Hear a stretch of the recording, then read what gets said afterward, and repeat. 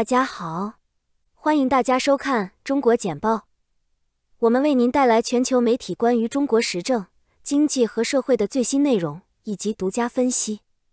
我们可信、专业、多角度的中国报道，为世界精英提供判断、决策参考。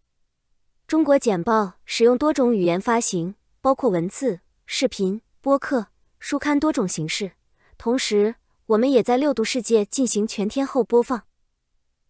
欢迎收看本期中国简报。今天是2023年11月2日。在中国简报中，我们为您带来来自全球媒体的有关中国政治、经济和社会的最新新闻，以及独家专家分析。如果您发现我们的内容有帮助，请订阅我们的实时通讯。习近平出席前总理李克强葬礼。日经亚洲，中国国家主席习近平和夫人彭丽媛周四出席了前总理李克强的葬礼。天安门降半旗致哀。据官方新华社报道，习近平和其他6名政治局常委上午到殡仪馆向李克强家属表示哀悼。前国家主席胡锦涛没有出席，但送去了悼念花圈。中国经济如何修复？投资者不确定，这是一个问题。南华早报，近期中国股市的下跌让许多投资者感到困惑，为什么尽管经济数据向好，政府加大了政策支持，但股市仍在下跌？中国股市与经济脱节是由多种因素造成的，包括对房地产行业、全球经济前景的担忧，以及对政府恢复经济信心的能力缺乏信心。中国经济问题的复杂性和多面性使得全球投资者难以准确评估和定价风险。拜登主义展示力量，低声克制。彭博社，美国总统拜登在巴以冲突、乌克兰与俄罗斯冲突、东亚紧张局势等全球性冲突中一直扮演着克制者的角色。他支持盟友，同时敦促他们保持克制，防止冲突升级并演变成灾难性的。由于需要调整其大战略以应对流氓国家造成的地缘政治干扰，美国越来越多地扮演超级抑制者的角色。美国被认为是不可或缺的国家，其领导力对于维护全球稳定至关重要。在海外抛售猖獗之际，中国顶级基金经理为股市提供支持。南华早报，易方达基金管理有限公司董事长兼总经理表示，由于经济复苏、估值有吸引力和慷慨的股息支付，中国领先的资产管理公司对中国境内股票越来越看好。刘的言论得到了广发基金管理公司和华夏基金管理公司高管的赞同。最大的资产管理公司的呼吁可能会为中国价值 9.3 万亿美元的股市提供支撑。在基准沪深300指数上个月跌至4年低点后，该市场一直在努力寻找底部。中国悄然告别受欢迎的前总理。英国广播公司，中国全国下半旗哀悼前总理李克强的逝世。李克强一度被认为是中国未来的领导人，但后来被现任国家主席习近平取代并边缘化。他的葬礼在北京八宝山革命公墓举行，习近平和其他共产党领导层成员出席了葬礼。官方媒体对这一事件进行了低调的报道，与普通中国公民的悲痛和赞扬形成鲜明对比。分析人士认为，公众的反应出对习近平上任前更加开放和乐观的时期的哀悼。李克强担任总理10年，以其务实的经济政策以及致力于缩小贫富差距和提供经济适用房而闻名。在习近平领导下，他努力实施改革，而习近平对中国经济的控制更加牢固。随着国内竞争加剧，中国电动汽车供应商将目光投向日本。日经亚洲，随着中国电动汽车市场竞争的加剧，中国汽车零部件制造商正在寻求扩展到包括日本在内的海外市场。中国最大的电动汽车制造商比亚迪和3个中国零部件供应商最近在日本汽车行业旗舰盛会日本移动展上展示了他们的产品。全球10大电动汽车电池制造商之一的新旺达电子希望向日本主要汽车制造商供应动力电池，而工业人则因海外市场竞争激烈和利润率较高而寻求日本客户。美国立法者向拜登施压，要求其制定中国使用开放芯片技术的计划。美国雅虎，在路透社上个月报道国会两院对 RISC-V 芯片设计技术日益增长的担忧之后，一个由美国2党议员组成的更广泛的团体正在询问拜登政府计划如何应对中国越来越多地使用 RISC-V 芯片设计技术。RISC-V 发音为风险5，是一种免费的开源技术，可与英国半导体和软件设计公司 ARM Holdings 和英特尔公司的昂贵专有技术竞争。它可以用作从智能手机芯片到任何产品的关键部分到先进的人工智能处理器。中国称官员将率团参加中美核谈判。美国雅虎，中国外交部宣布，军控司一位主要官员将率团参加即将举行的与美国的核谈判。该部没有透露该官员的姓名。预计会谈将涵盖广泛的问题，包括国际军控条约的实施。在此消息发布之前，中国外交部长王毅会见了美国高级官员和拜登总统，表示尽管存在深刻的政策分歧，但仍愿意进行对话。他赢得了人心，李克强的家乡哀悼他的去世。英国广播公司，中国前总理李克强的去世成为该国公民表达对其领导风格赞赏的一个机会。他的领导风格被认为比现任领导人习近平更加开放和温和。然而，共产党一直密切关注哀悼者，特别是在李的家乡安徽省，以确保他们的感激之情不会变成公开批评。解放军称，美国和加拿大炒作军舰通过台湾海峡。南华早报，中国军方表示，他密切跟踪一艘穿越台湾海峡的美国和加拿大军舰。中国人民解放军表示，在美国海军拉斐尔、佩拉尔塔号和加拿大海军皇家海军舰艇渥太华号通过该海峡时，他们已经对其活动进行了监测。近几个月来，中国和台湾之间的紧张局势不断升级。中国一再警告台湾不要采取任何独立行动。中国计划年底前启动跨省电力交易。美国雅虎，中国国家发展和改革委员会表示，中国将在今年年底前试点更多区域电网，并推出省际现货电力交易。国家发改委还表示，京津冀区域电力市场将于2024年6月开始试运行，旨在加快长三角电力市场建设。中国计划到2030年建立全国现货市场，以便更快地应对供需变化。中国国家主席习近平向前总理李克强致以最后的敬意。南华早报，中国国家主席习近平等党和国家领导人向因心脏病去世的前总理李克强致以最后的哀悼。李的遗体在北京八宝山革命公墓举行仪式后被火化。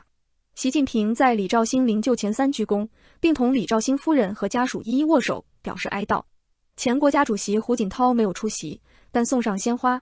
李克强于2013年至2023年担任2届总理，被共产党誉为杰出领导人。中国各地和中国驻外使馆下半旗致哀。中国人民银行前顾问表示，中国2024年的经济增长甚至可能超过2023年。彭博社，前央行顾问黄一平表示，2023年中国经济增长速度可能会比今年更快。他表示，目前的增长潜力约为5%至5.5%，如果明年一切顺利，增长潜力可能会增加。在消费者和企业信心疲软以及持续的房地产危机带来的挑战下，中国政府上个月宣布进一步支持经济。然而，黄警告说，投资者和企业家信心仍然是一个需要解决的关键问题。以色列与中国的关系运作良好，直到加沙冲突暴露出局限性。南华早报，中国在最近的以色列加沙冲突中未能谴责哈马斯，这引发了人们的担忧，即中国在冲突中选边站，可能不再是以色列的可靠伙伴。中国在联合国安理会否决了美国支持的一项提案，该提案未能呼吁冲突停火，这也招致了以色列的批评。分析人士认为，这场战争暴露了中以之间不断发展的伙伴关系的局限性，并可能导致以色列对华政策的转变。中国对阿拉伯国家的战略优先度高于以色列，这一点在中国中东特使之行中也可见一斑，但迄今为止，中国尚未访问以色列。最近的冲突凸显了中国与以色列关系的局限性，并可能限制两国建立更紧密伙伴关系的前景。Blackpink 的 Lisa， 中国演员 Angelababy 在疯马表演后被微博禁。彭博社， Blackpink 的韩国流行歌星 Lisa 和中国女演员 Angelababy 的微博账户已被关闭，外界猜测原因是他们参加了 Lisa 在巴黎举行的滑稽表演。习近平主席一直在严厉打击明星粉丝文化，并下令采取行动清理娱乐业。当局对庸俗淫秽内容发出警告，并采取措施确保年轻一代成为积极主动、爱国和富有成效的工人。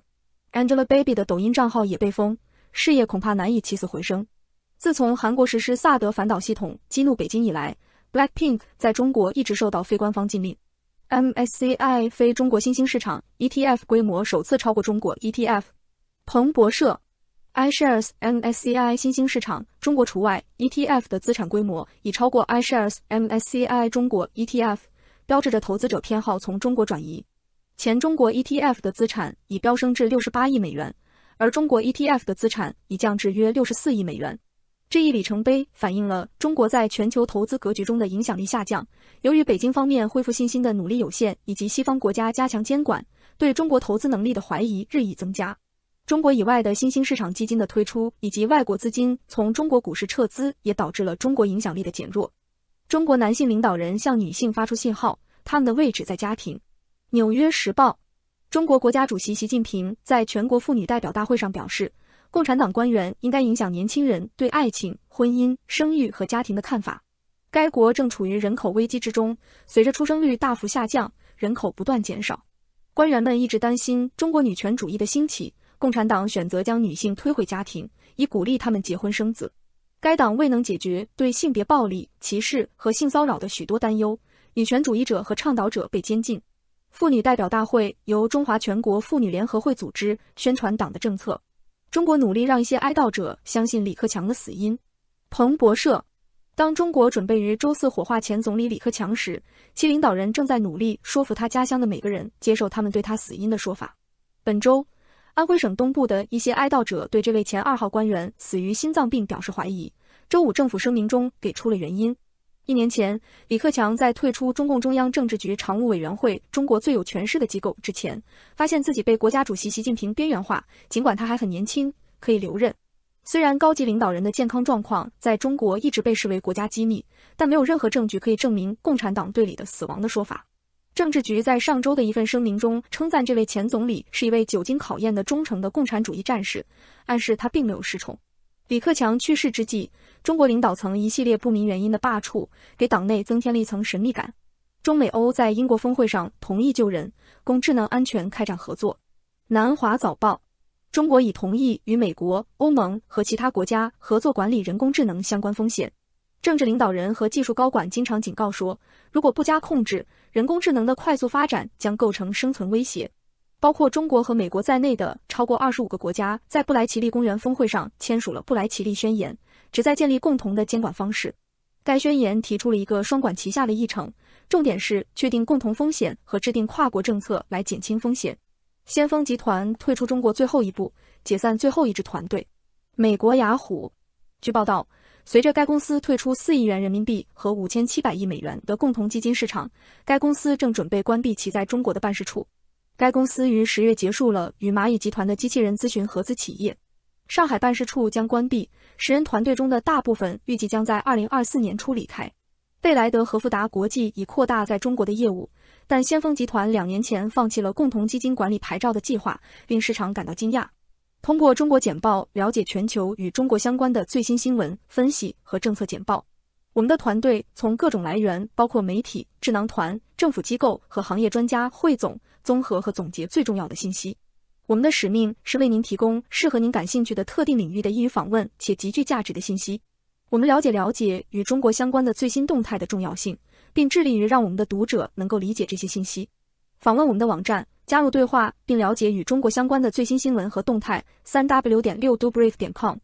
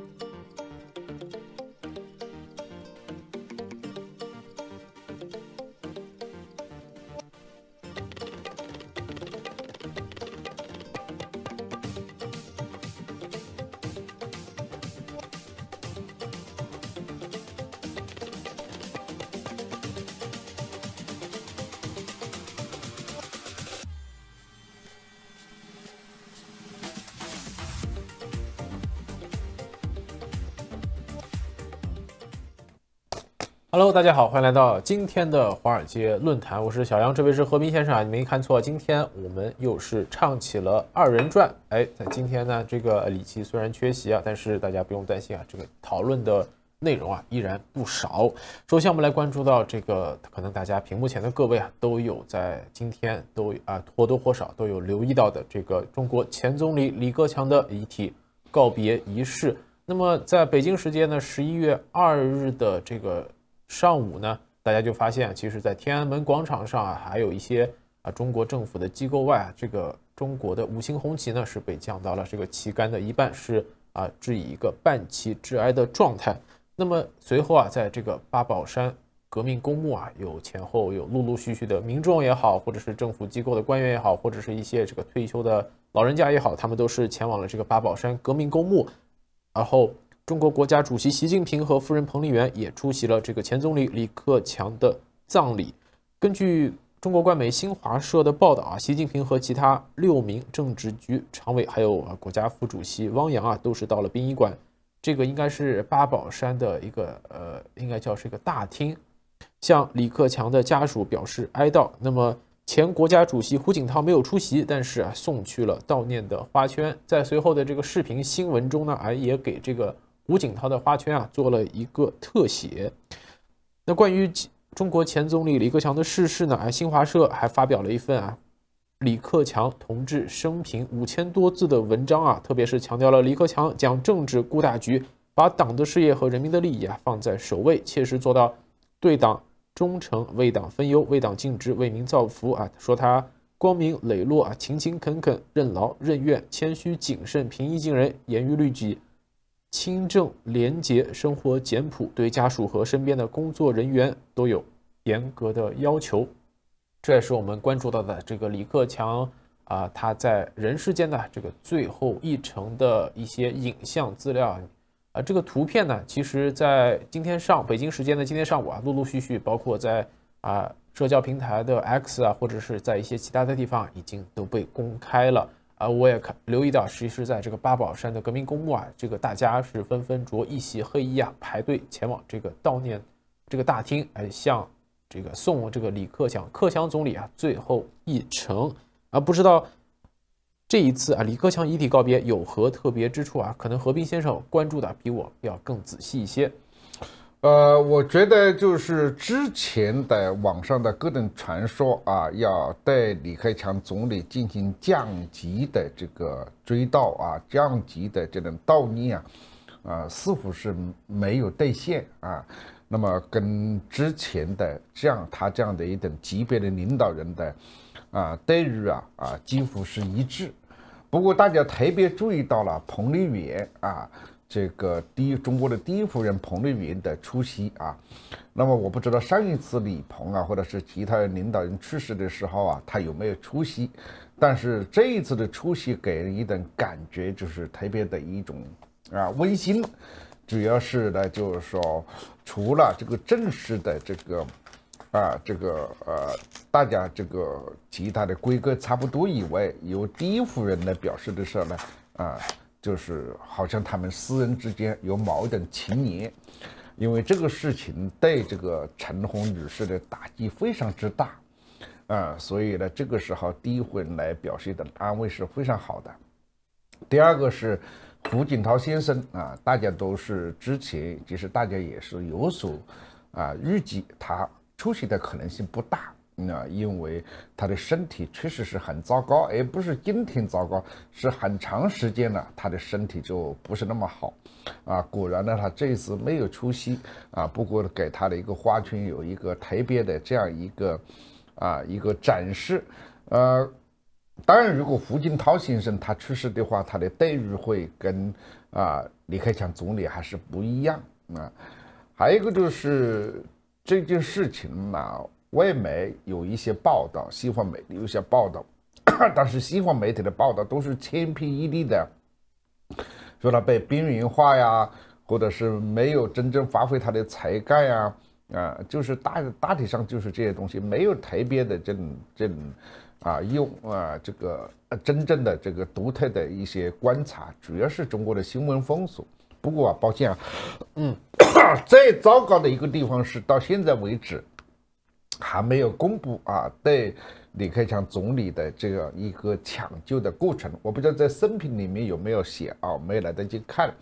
就是说，大家除了对这个李克强总理的突然出事表示痛惜以外，大家都有一个普遍的疑问他怎么这么年轻然后这么好的保健那么突然之间去世，还是有很多不可这个就是说不可理解的地方在这个时候，中国的官方应该是有一个说明也许这个事情要等到这些仪式结束之后在某一个时间发出来但是太久了以后发出来没什么意义，对吧？应该就是这几天呢再发出来，否则的话就可能要过一段时间以某种方式来这个表达那么在他的家乡就是悼念的这个气氛呢就更加浓厚一些。不过很遗憾，就是当西方媒体去访问的时候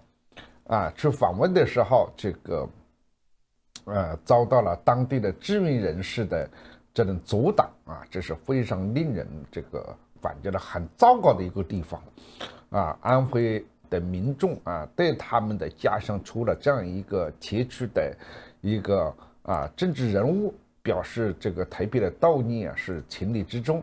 这个时候如果是让国际社会知道中国也不是像传说中间那么封锁那么野蛮，但是这种还是表现了野蛮，表现了不让这个西方了解中国的真实的情况有一些所谓的志愿者对记者进行了阻拦这个是很糟糕的一点。另外就是这个没有出现大的这个原来的群体运动像这个1976年的这个周恩来去世的时候和1989年的胡耀邦去世时候的这种民众的这个民众的表示这个特别的一个集体的一种活动没有表现出来就是虽然长安街有这个盛行的民众跟当年的周恩来和胡耀邦相比是完全不一样的，可见中国的社会环境产生了很大的变化。一方面可能是中共控制的非常严，另一方面呢可能民众也不像大家想象的那么的愤怒好，感谢何斌先生的分享其实我比较关注的呢，因为这个八宝山革命公墓呢，它就在北京呢，不是说所有悼念这个李克强前总理的人呢都能去到这个地方，也不是所有人都能把这个自己的一些思念或者是一些哀悼以这个物质的形式呢送到他的这个故居或者是他这个遗体存放的位置。所以说可能是降半旗呢是全中国各个地方一个比较一个更普遍的做法。那么之前按照要求是在11月2日包括首都天安门、新华门、人民大会堂、外交部、各省、自治区、直辖市的党委和政府所在地香港特别行政区、澳门特别行政区各边境口岸、对外海空港口、中国驻外使领馆下半旗致哀。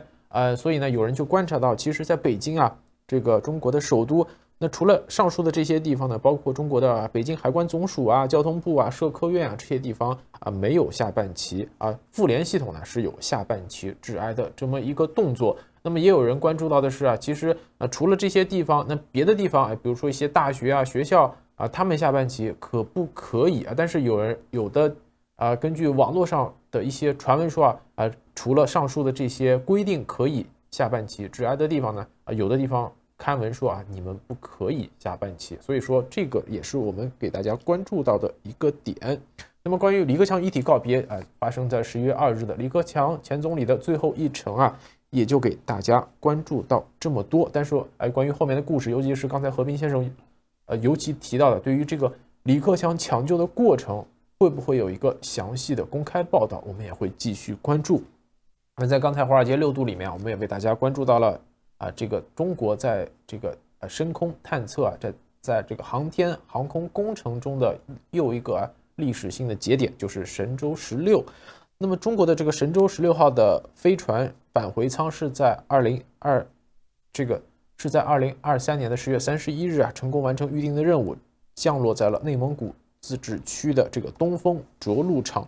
不过呢，在周二这个中国天宫空间站的宇航员在返回地球时呢，其实发生了一个可能是现在看来令人感到后怕的意外。大家就是留意到神舟16号的飞船返回舱的主降落伞在这个中国的北部戈壁滩上空展开后不久，通过观察就可以显示出这个主降落伞上出现了一个破洞，这也令一些观察者们感到震惊。那么当神舟飞船载着3名刚刚在太空中度过了150多天的乘客降落到着陆场时呢，那大家可以透过这个镜头看到，穿过这个降落伞，你能看到这个降落伞后面的蓝天。那关于这个神秘的降落伞上的破洞哈佛大学的太空计划历史学家和天文学家乔纳森·麦克道尔在接受南华早报采访时就表示，这呢可能是推进剂的排气在降落伞上烧出了一个洞。他补充说这也可能是某种程度上的制造缺陷。这个洞你看起来现在不大，但是你要知道，如果在降落伞上出现了一个洞它很可能会继续的越来越大。那么这个降落伞的面料上的裂口可能会进一步的撕裂。那撕裂到一定程度，那这个降落伞很可能就不能再发挥它减速的作用了。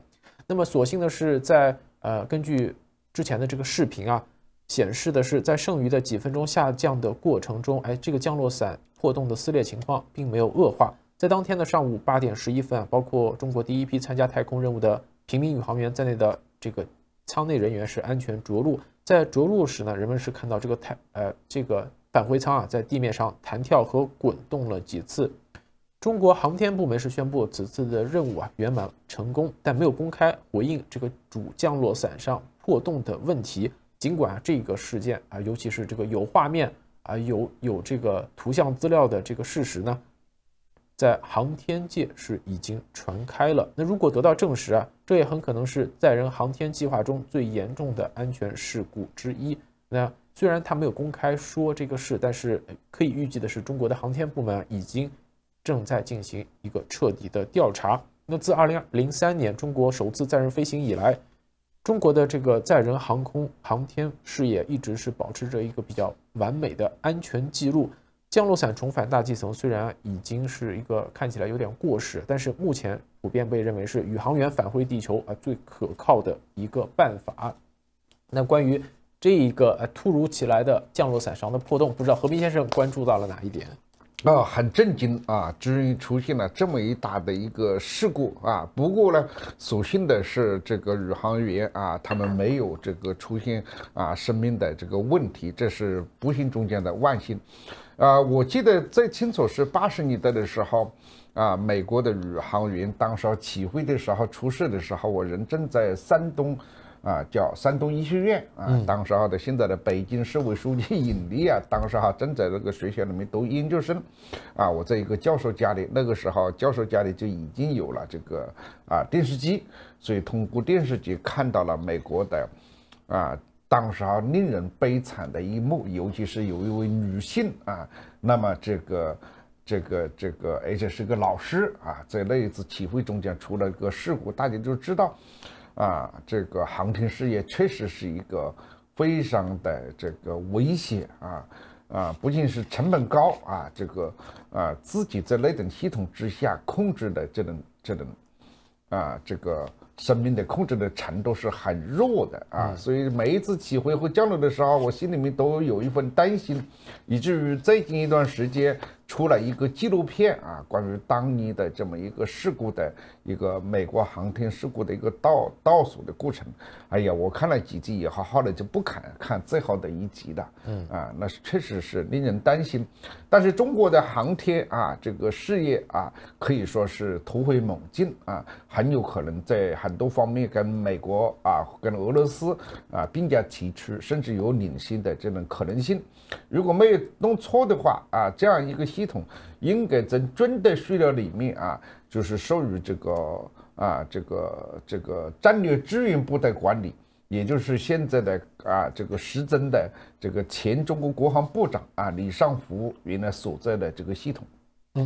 好。好，感谢何斌先生的补充啊。那么关于这个刚才的华尔街6度的一系列内容，我们也给大家先汇总啊，分析到这里。不过，正如刚才何斌先生说的，这个说到突飞猛进啊，那下面一条我们要讨论的内容啊，听起来真的是有一点点突飞猛进，就是中国的科学团队啊，据说是研发出了比英伟达自己的这个当家 GPU 啊快3000倍的这么一个新的人工智能芯片。这是来自南华早报的报道，他提到的是中国清华大学的团队在上个礼拜啊发表了一篇研究论文。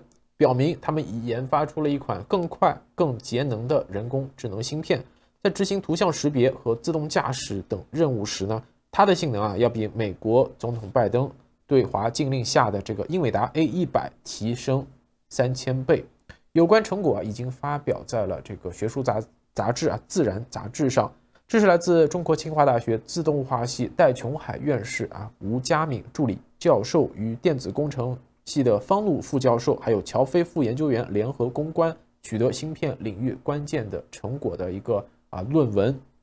那么根据这个中国清华大学团队上周发表的研究论文呢，他们表明已研发出了一款更快、更节能的人工智能芯片。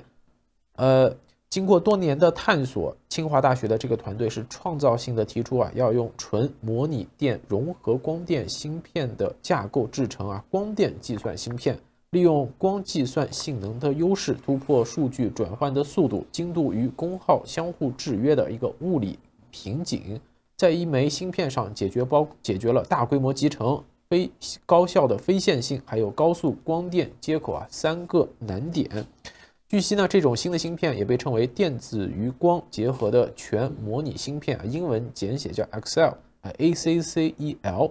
它是基于光的，并使用光子来计算和传输信息，以实现更快的计算速度。基于光的芯片研发并不新鲜，但目前使用的芯片是依赖电流进行计算，因为以目前的技术难度呢，这个光子是更难以控制。那么可能大家最关心的这个提升3000倍啊，比英伟达自己的最骄傲的这个芯片 A100提升3000倍是怎么算出来的？那在实验室的测试中啊，清华大学团队的这个新的芯片的计算速度是达到了4.6每秒1000万亿次的浮点运算，性能是比市场广泛使用的这个英伟达 A100商业芯片提升3000倍。研究人员也发现，中国芯片的这个能耗也减少了400万倍。目前 A100这个芯片是受到美国对中国的一个出口制裁。它与其他先进的人工智能芯片一样，也是采用了被美国限制的这个极紫外光刻机 DUV 所生产的。那么，南华早报的报道尤其提到，这个中国研发出的这个新的芯片呢，是由中芯国际采用已有20年历史的廉价晶体管制造工艺制造。那么，清华大学自动化与电子工程系的研究团队在上个礼拜发表的论文。他们里面就写到，通过改进构件的工艺或采用100纳米以下更昂贵的制造工艺可以进一步优化芯片的性能。A100是受到这个美国对中国的制裁，但是可能是更为落后的一些技术呢，它其实是不受到制裁的。那么这个新闻昨天刚出来的时候其实对于我这样的外行来说我看到这个3000倍是感到非常的震撼非常非常的震撼。那么清华大学还表示，使用光信号大大提高了一个能源效率现有的芯片运行1小时所需的能量可以为 Excel 这个芯片供电500多年。那其低的功耗还有助于克服散热问题，该问题目前对集成电路的进一步小型化构成了重大的障碍。然而呢，这个芯片的模拟计算架构是限制了其应用只能解决特定的问题，无法像智能手机中的通用计算芯片那样运行各种程序或压缩文件。那么据清华大学网站的公布，它可以执行的任务包括高分辨率图像识别、微光计算和识别流量。当涉及 AI 视觉任务时它也有一定的优势，因为来自环境的被动光本身携带信息，使其能够在传感过程中直接进行计算。值得关注的是，这个项目是得到了中国科技部国家重点研发计划和国家自然科学基金委的资助。北京芯片设计公司这个 Make Sense 也参加了这个芯片的开发。那么这个公司今年5月份还推出了一款使用模拟计算的低功耗芯片。那么清华大学的这个研究团队的联合负责人之一戴琼海就说为 AI 时代开发新的计算架构是一个巅峰成就，但更重要的是挑战是将这种新的架构落地到实际应用中，解决国家和公众的重大需求。这也就是我们的责任。这也就是南华早报在昨天给大家带来的一个从字面上来看非常震撼的这么一则这个科技领域或者是人工智能领域的一个消息听起来像是一个某种程度上的弯道超车。但是在我看来呢，在这篇文章中它的有一个核心的思想是这个中国的一些科研团队是利用已经成熟或者是说的不好听一点的是比较旧的技术呢进行了在另一条赛道上进行了某种程度上的再开发再打磨，再就是是开发出了一个新的思路出来。但是这个实用性如何呢？因为没有一个现成的实际应用所以我对这个文章呢还是保留一个待观察的态度。不知道何斌先生怎么看？实际运营不会非常大的问题。虽然这个报道里面没有提到商业的运营因为对于尼华团队来讲，他们没办法回答这个问题。但是从这个已经所展示出来的这个信息来看，它的应用的场景虽然不像半导体的芯片这么广泛比如说手机其他的这个应用那么广泛，因为它本身不是个半导体，它是一个以光为这个基础用光子进行这个计算和传输。它的一个最大的一个不确定，其实这个想法很久了，它最大不能确定的地方就是它在电流过程中间它的稳定性有多强。所以它的移动性呢没有半导体芯片那么这个牢靠那么牢靠。所以技术的一个难点就在于追求它的这种稳定性。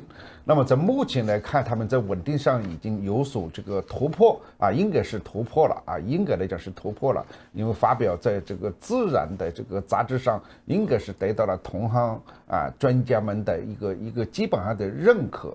那么因为它的特征主要是在图像识别在这个人工智能方面的这个进展，那这个对于中国在人工智能方面的一种高速的发展，那就是一个非常大的一个推动力我们知道真正的竞争力在未来人工智能是这个新技术革命的很重要的一部分。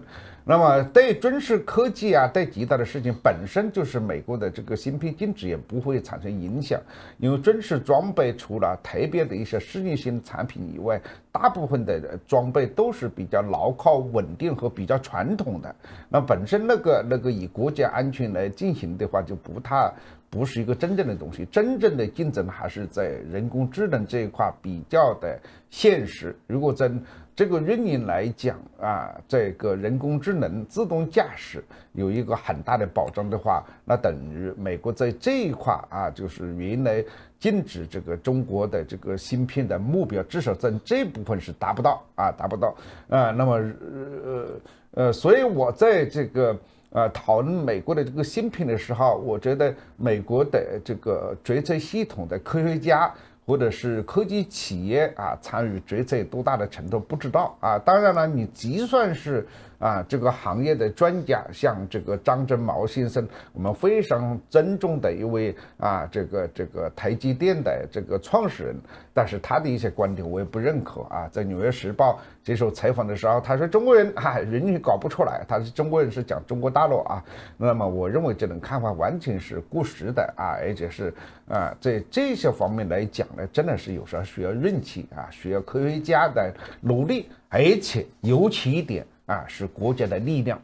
国家的力量，举国之力经常有很多的朋友批评，因为80年代成长的这批人是比较迷恋于市场经济，迷恋于民间力量的发展，这个整体来讲是没有错的。但是基础科学和重大的一些科技的突破如果没有国家力量的支持的话，光是靠民间企业、民间科技机构是很难的，因为它投资巨大无比，根本不知道有什么时候有成就。所以美国的很多的基础科学其中即使是来自于美国政府，或者是来自于公共的这些这个受到联邦支持的，甚至军方的一些科技经费的帮助，所以美国的一些科学家、华裔科学家之所以受到这个影响，他们并不是其他的原因，就是因为他们在科研过程中间申请的经费是来自于政府、来自于国家，那这一部分，那政府就不会允许你去帮助了一些他认为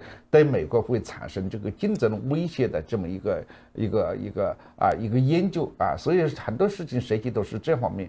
那刚才这个小杨讲了，中国的在这方面的叫做光子芯片的突破是这个得到政府的支持，这个完全是正常的很多的国家都是以举国之力，希望在重大的科研领域里面有所突破而不是光是靠民间的力量。所以这一点呢，有时候我们在批评这个举国之力的时候，要看到一个工业、一个产业的这个形成，没有政府的力量是很不容易的。好，感谢何斌先生的补充那么关于这个比 A100快3000倍的这个芯片呢，其实3000倍对我们讲都是一个数字，对，只是一个数字，我们也觉得2倍都已经很快了。是的，好，那么这个方面我们也会继续为大家带来关注，但是这个报道提到这么多，我们也就暂时现在为大家分享到这么多，但是我们会继续关注下去。接下来我们来提到一个其实已经我们在过去的20多个月中一直在反复提的一个事情呢，就是俄乌战争。包括在昨天的思想先驱报呢，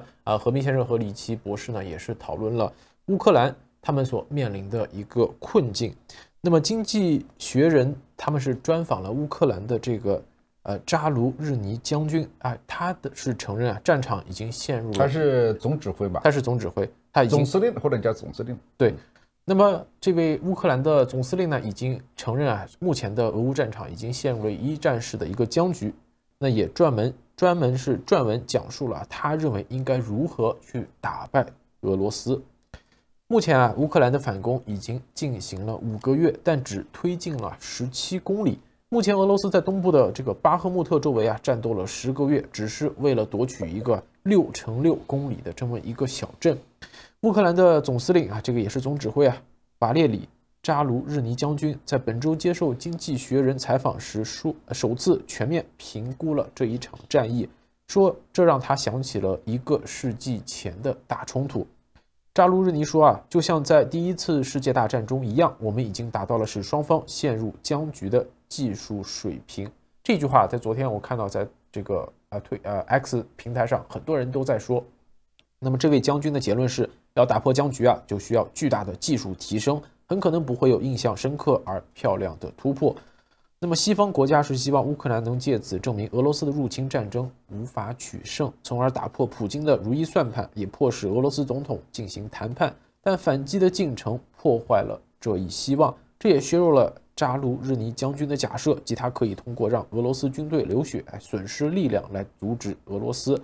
那么在这篇专访中，这位总指挥也承认这是我的错误，俄罗斯至少损失了15万人，在其他任何国家这样的伤亡也都能阻止战争，但在俄罗斯呢并不是这样。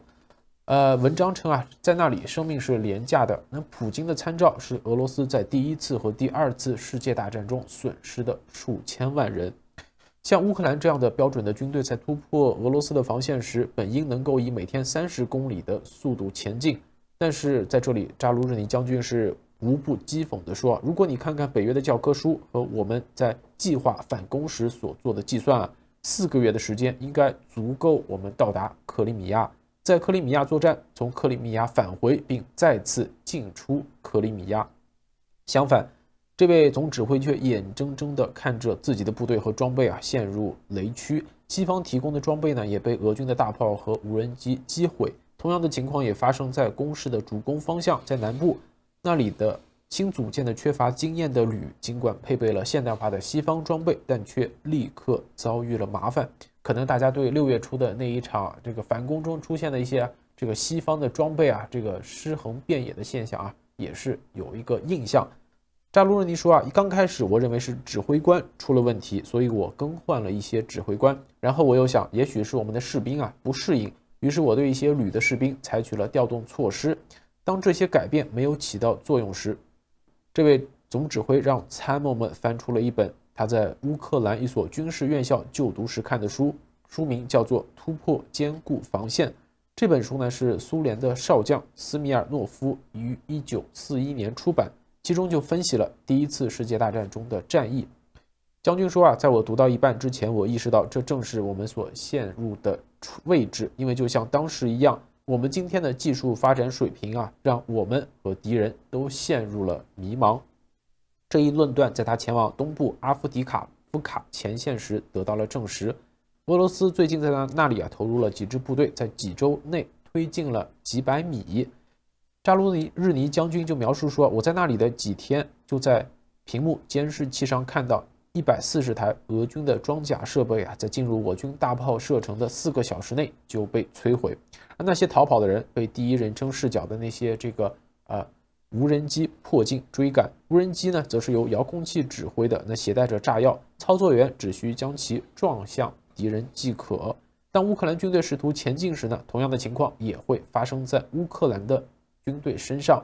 在战场上，现代传感器可以识别任何集结的部队，现代的精确武器呢也可以摧毁这些部队。将军说呢，事实其实就很简单，我们能看到敌人的一切行动，他们也能看到我们的一切行动。为了打破这个僵局，我们需要新的东西，就像中国人发明了火药，我们现在仍在用它们自相残杀。不过这一次决定性的因素将不是单一的新发明，而是将所有的技术解决方案结合起来。在扎卢日尼将军撰写的文章中督促在无人机、电子战还有反炮能力和排雷设备方面进行着创新，还包括新的机器人的解决方案。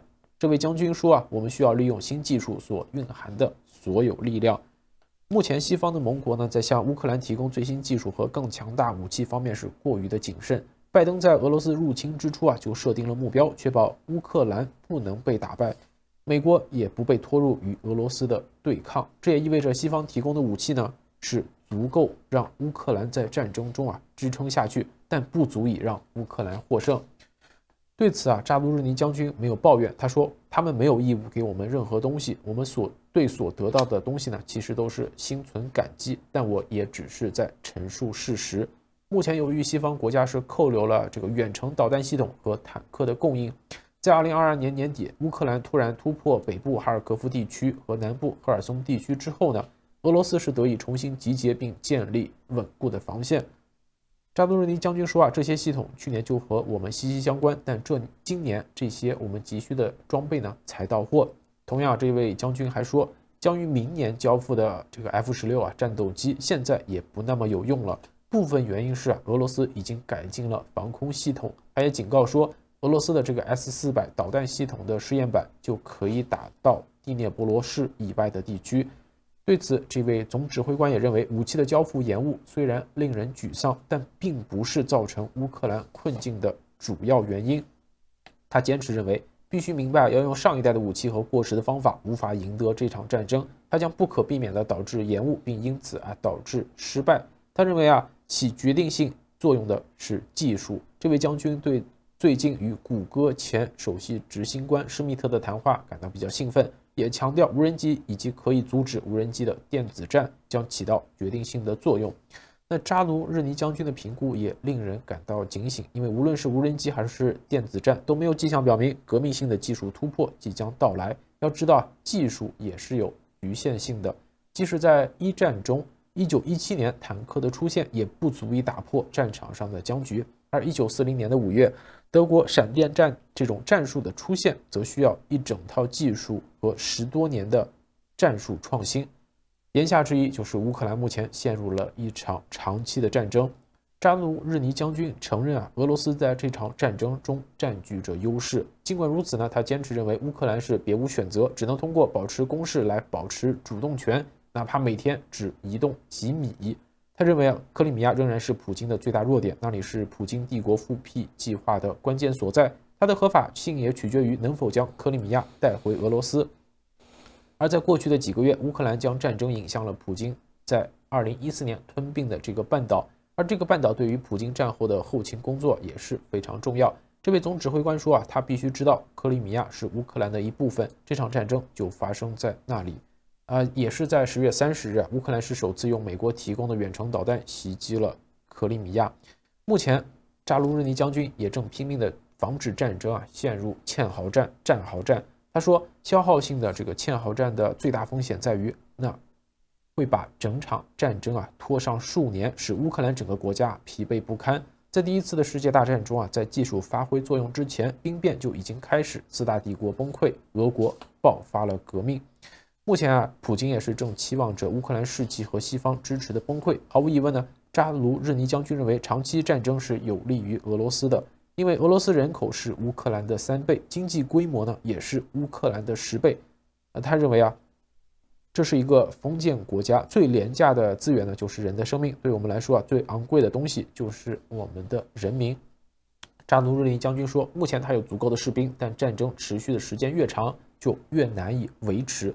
他说，我们需要寻找这种解决方法，我们需要找到这种火药，并迅速的掌握它，也利用它迅速取得胜利，因为我们迟早会发现，我们根本没有足够的人来打仗。那么如何赢得这场战争呢？对于乌克兰来说，扎卢日尼将军也认为，也说出了他认为的一个出路。目前炮弹和导弹等基本武器仍然是必不可少，但乌克兰武装力量需要关键的军事能力和技术来摆脱这样的战争。最重要的是制空权控制天空对大规模地面行动至关重要。那么根据这位总指挥说战争开始时他们还有120架战机，但现在只有1/3可以使用了。虽然俄罗斯的空天军也遭受了巨大损失，乌克兰是摧毁了其550多套防空系统，但俄罗斯呢仍然保持着对乌克兰的巨大优势，并持续组建新的攻击中队。这种优势也使乌克兰更加难以前进。俄罗斯的防空系统越来越多地阻止乌克兰的飞机飞行，而乌克兰的防御系统也对俄罗斯采取着同样的措施。因此俄罗斯无人机在侦察和空袭方面取代了载人航空的大部分的作用。对于扎卢日尼将军来说，无人机也成为了他们的答案的一部分。乌克兰是需要使用诱饵和攻击型的无人机进行大规模的打击，使俄罗斯的防空系统呢不堪重负。他认为乌克兰需要使用自己的可控网络的无人机去攻击俄罗斯的无人机。那么这也就涉及到了乌克兰目前面临的第2个优先事项，就是电子战包括干扰通信和导航信号。根据这位总指挥官的说法电子战也是无人机战争取胜的关键。俄罗斯在过去10年中对电子战部队进行了现代化的改造，创建了一个新的军种，也建造了60种新的装备。在这一领域也比乌克兰是更胜一筹。战争开始时乌克兰的65%的电子战干扰平台呢都是苏联时期生产的。那么根据这位总指挥官的看法，第3项的优先任务是反炮兵系统，要击败俄罗斯的这个火炮。第4项呢则是扫雷技术。那么目前所有的这些优先事项在乌克兰的军队中都在被努力的解决。根据这位总指挥官的说法目前他们也正在引入统一的应征入伍人员登记册，他们必须扩大可被征召参加训练或动员的公民类别。乌克兰还在引入战斗实习，即把新的动员的和培训的人员安排到经验丰富的前线部队，让他们随时做好准备。虽然不应低估俄罗斯他们遭受了重大损失，消耗了大量的弹药，但在相当长的时间内俄罗斯在武器装备和导弹以及弹药方面也将占据优势。尽管受到制裁了，但是俄罗斯的国防工业仍在增加产量。虽然北约的伙伴也在大幅提高生产能力去支援乌克兰，但这至少需要1年的时间。在某些情况下，比如飞机和这些指挥的控制系统甚至需要2年。阵地战是一场旷日持久的战争对乌克兰武装部队和国家都有巨大的风险。如果乌克兰需要摆脱这一陷阱，这一位总指挥官再次重申，我们将需要所有的这些东西：空中优势、大幅改进的电子战和反炮击能力、新的扫雷技术，以及动员和训练更多后备力量的能力。新的创新的办法可以将这场阵地战变回机动战。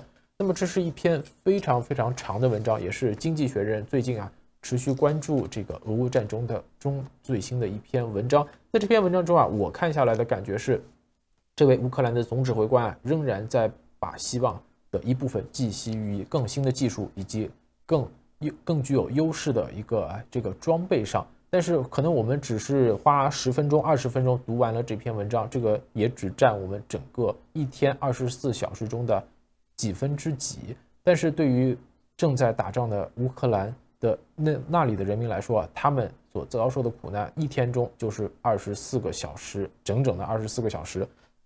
再回到乌克兰的困境，在昨天的这个思想先驱报里啊，包括李希博士和和平先生也讨论了他们这个泽伦斯基他现在所面临的各种各样的困难啊，以及他所被承诺的各种支援的一些窘迫的状况不知道再结合到今天这份《经济学人》的这篇长文这位乌克兰总指挥官的一些最新的思想的分享，和平先生有什么看法？无论是《时代周刊》还是这个《经济学人》，都是在国际上最有影响的几份这个时事刊物之一。时代周刊曾经把泽连斯基总统作为封面人物，《经济学人》那是每个星期都有无数篇的文章来鼓吹这一场战争的反抗战。但是到了现在开始进行了转折，为什么开始进行转折呢？就是很长时间战争的残酷性和真实的情况被大家的一种期待、大家的一种理想、大家的一种矛盾价值给掩盖了但是到了现在真相开始露出来一部分，但是我仍然要讲，真正的真相还有很长时间，也许就这么掩盖了，也许呢慢慢大家就会呈现出来。之所以真相开始显示出来，是原来的吹的泡泡不得不破灭。今天这位总司令开始承认这是一个非常艰难的一个壕高战，但是呢，他和泽连斯基还是一样如果认为能够得到更多的经济的援助，更多的技术提升还是有可能的，其实事实上根本就没可能。没可能的原因不仅仅是这个现在的这种结果，即使战争一开始就注定了这样一个结果就陷入到这样一种就是比他们原来想象还要糟糕的结果。现在的反攻非常的艰难乌克兰的军队已经够勇敢了，乌克兰得到的西方的支持已经比很多的这个战场可以说得到的支持都要多40个国家的国防部长在一起开会，北约那个秘书长专门干的就是全力帮助这个乌克兰。而美国的总统过去在加沙战争之前，他基本上在国际上的最大的重心就是怎么帮助乌克兰打赢这场战，因为这场战呢，就是正如这个泽连斯基总统讲的你们出钱，我们出命。那美国为什么出钱呢？这个因素大家都应该知道，对吧？但是这场战争实际上是矛盾，不能说是豪赌吧，主要是对国际社会的认知太弱或者说根本错误的一个原因。其实不仅是简单俄罗斯有生产的能力，俄罗斯人口多，而是这决定了一开始用战争的方式解决战争的方式就是错误的。就像1972年当年的这个恐怖分子就是这个巴勒斯坦的恐怖分子这个绑架了无辜的这个以色列的运动员，以色列的这个教练全世界当时都看了这一幕当时愚蠢的德国的警察支援用非常危险的动作来收拾这些恐怖分子，结果恐怖分子在最后的时候把运动员全部给杀害了。然后后来引致了这个以色列的一系列报复从法国到北欧在阿拉伯世界的暗杀行动，也强化了后来的恐怖袭击强化了今天的这样一种结果。所以我们为什么谈加沙现在的这个悲剧的时候你是一下子讲不清楚的，不是简单的站在巴勒斯坦这一边，也不是简单的站在以色列这一边，你真要花很长时间才能理清楚。但是如果你不小心的时候，就很容易被误导。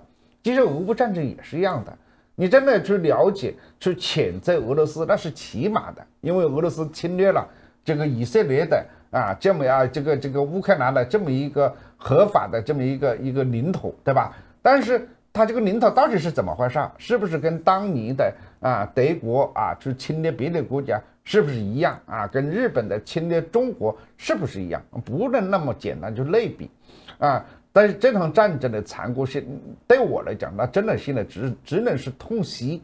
现在不知道能不能找到一个就是说更妥当的一种谈判的可能性，现在还有没有啊？现在似乎你说让乌克兰就这么认了，你心里面你是很难接受的，对吧？你就让普京这么胜利了，对吧？但是如果这么打下去拜登总统在提供准备给更多的这个经费不要说这个经费遭到这个非现在共和党或者是其他的程序上的阻止，那你就算是增加这个经费，就算是提高这个军事装备的水平，这个战争也扭转不了甚至更糟糕的情况，如果这样持续弄下去，不是反攻的问题，可能有更多的土地被这个俄罗斯给占领。为什么造成这种结果？就是因为战争一开始就有力量在掩盖真相，虚构很多根本不存在的神话，或者是夸大一些神话，所以使很多人产生一个虚妄的想象就像1972年那么去营救这些运动员一样的，好像精心设计一番可以把运动员救出来，结果就是一个悲剧就是一个悲剧。所以恐怖分子的来源大家不是这么单一的说中东人就是产生恐怖分子袭击。那最开始恐怖分子的这个来源的复杂性，其实在乌克兰就存在所以乌克兰的这一次的总统泽连斯基跑到加拿大，对吧？那些无知的议员们一个一个站起来鼓掌，根本就不知道跟泽连斯基站在一起的是一个纳粹分子纳粹分子。那么到这个以色列的时候，泽连斯基也要去被这个以色列拒绝，就是因为在二战的期间，他们乌克兰在屠杀这个犹太人的时候，在欧洲国家是非常厉害的，帮助纳粹国家。这不是说今天为这个普京的侵略行为找到一个借口，而是说了，在乌东地区的这个恩怨的复杂性，就像现在的加沙地区的复杂性一样的。你要用同样一套标准，非常简单，就是人道主义，对吧？我们站在一个外部的角度来讲分不大清楚，但是我们只是说要哪一种可能性尽可能产生伤害。如果还用战争的方式解决战争，而且用战争的胜利来标志着某一种意识形态的胜利，那个太恐怖了，太可怕了。所以有的人表面上是这个举着道德的旗帜，举着正义的旗帜，实际上对人类的伤害，那就是几十万就这么丧失了。几十万的生命，那都是真实的生命不要说乌克兰的民众年轻人这些百姓的生命是真心，你说那些被强迫或者是某一种情况之下走上战场的俄罗斯的年轻人，他也不是生命吗？都是有父母的人今天这还像一战那一种豪高战，互相就这么人肉，我认为这个时代已经完全过去了。这也就是为什么很多中国人现在最担心的一个事情，就是台海不要再产生这个武力的冲突不要去用暴力的手段去收拾什么台湾，而是说跟台湾之间的分歧要尽可能的通过和平谈判来解决，各自的这个共识要尽可能去寻找，否则的话你真的是死了人，对吧？你几十年以后再来回顾这段历史，到了21世纪还用战争解决问题，那为什么会这次产生战争？为什么俄罗斯去侵略乌克兰？为什么乌克兰的反抗付出这么大的代价？最终还是这个悲惨的结果。我相信这是一个非常沉重的教训。今天到现在去责怪什么泽连斯基或者是责怪这个普京那是比较简单的一个宣泄而已。真正需要做的是，我们这个错误现在的这个悲剧其实是人类共同造成的。好，感谢和平先生的这个分享那么接下来我们再把目光再放回到中国的国内虽然李克强他的这个已经走完了人生的最后一程大家也纷纷和他做了告别，但是李克强的离世也带来了更多的疑问。那么我留意到的是，在日经亚洲上有这么一篇文章作者是这个比较资深的媒体人中泽克二。他早前曾连续在日经亚洲上刊发文章爆料说中共的退休元老曾在北戴河会议休假会议前私下聚会还是由曾庆红牵头啊，包括迟浩田啊、张德江，他们在北戴河是以前所未有的方式啊，指责习近平施政上的错误。习近平呢则甩锅给前任啊，这个邓小平、江泽民和胡锦涛，说不能全怪我等等。那据说李克强也参与了这些事。中则科二是在11月2日继续发文指出，数天前死亡的这个李克强呢，实际上是党内元老，在北戴河向现任的领导人提严厉建议的幕后黑手。李克强没有前往北戴河，但曾曾庆红的建议，那很可能是反映了李克强的观点。日媒是这篇文章是强调了李克强突然死亡引发出的一系列的阴谋论。这个报道中就提到，李克强被视为是习近平永远的对手。随着习近平在经济、外交和安全等方方面面前所未有的一个困境，人们呢则将目光集聚在了李克强身上。说如果习近平因某些意外事件而不得不提前退休，那李克强就会接替习近平的位置，因为李克强还很年轻。据称，习近平是对李克强始终没有放松警戒。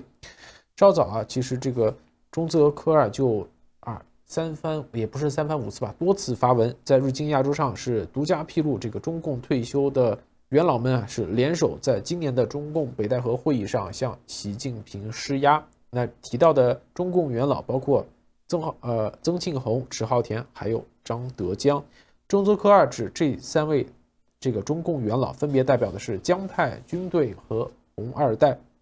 那么对于这份来自日经亚洲中则科二最新的爆料说，这个所谓的北戴河前的秘密聚会是代表了李克强的一个声音。李克强是这一些的幕后黑手，最主要的一个推动者。不知道何斌先生怎么看这篇文章中所论述的这个说法？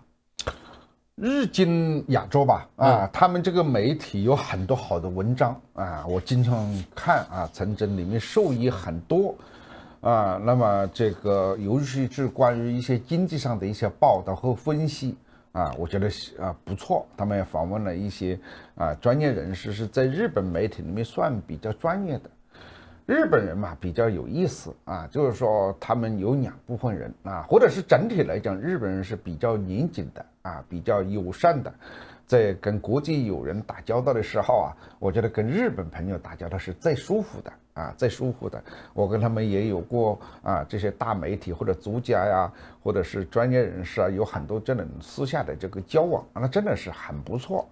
但是日本的媒体吧，有真的很奇怪我也早一段时间跟几个日本的朋友在聊天了他们到纽约了，我觉得很奇怪。我觉得你们日本人这么严肃的人，怎么你们写的些报道和分析那么的我不能说八卦吧，只能说是写小说，对吧？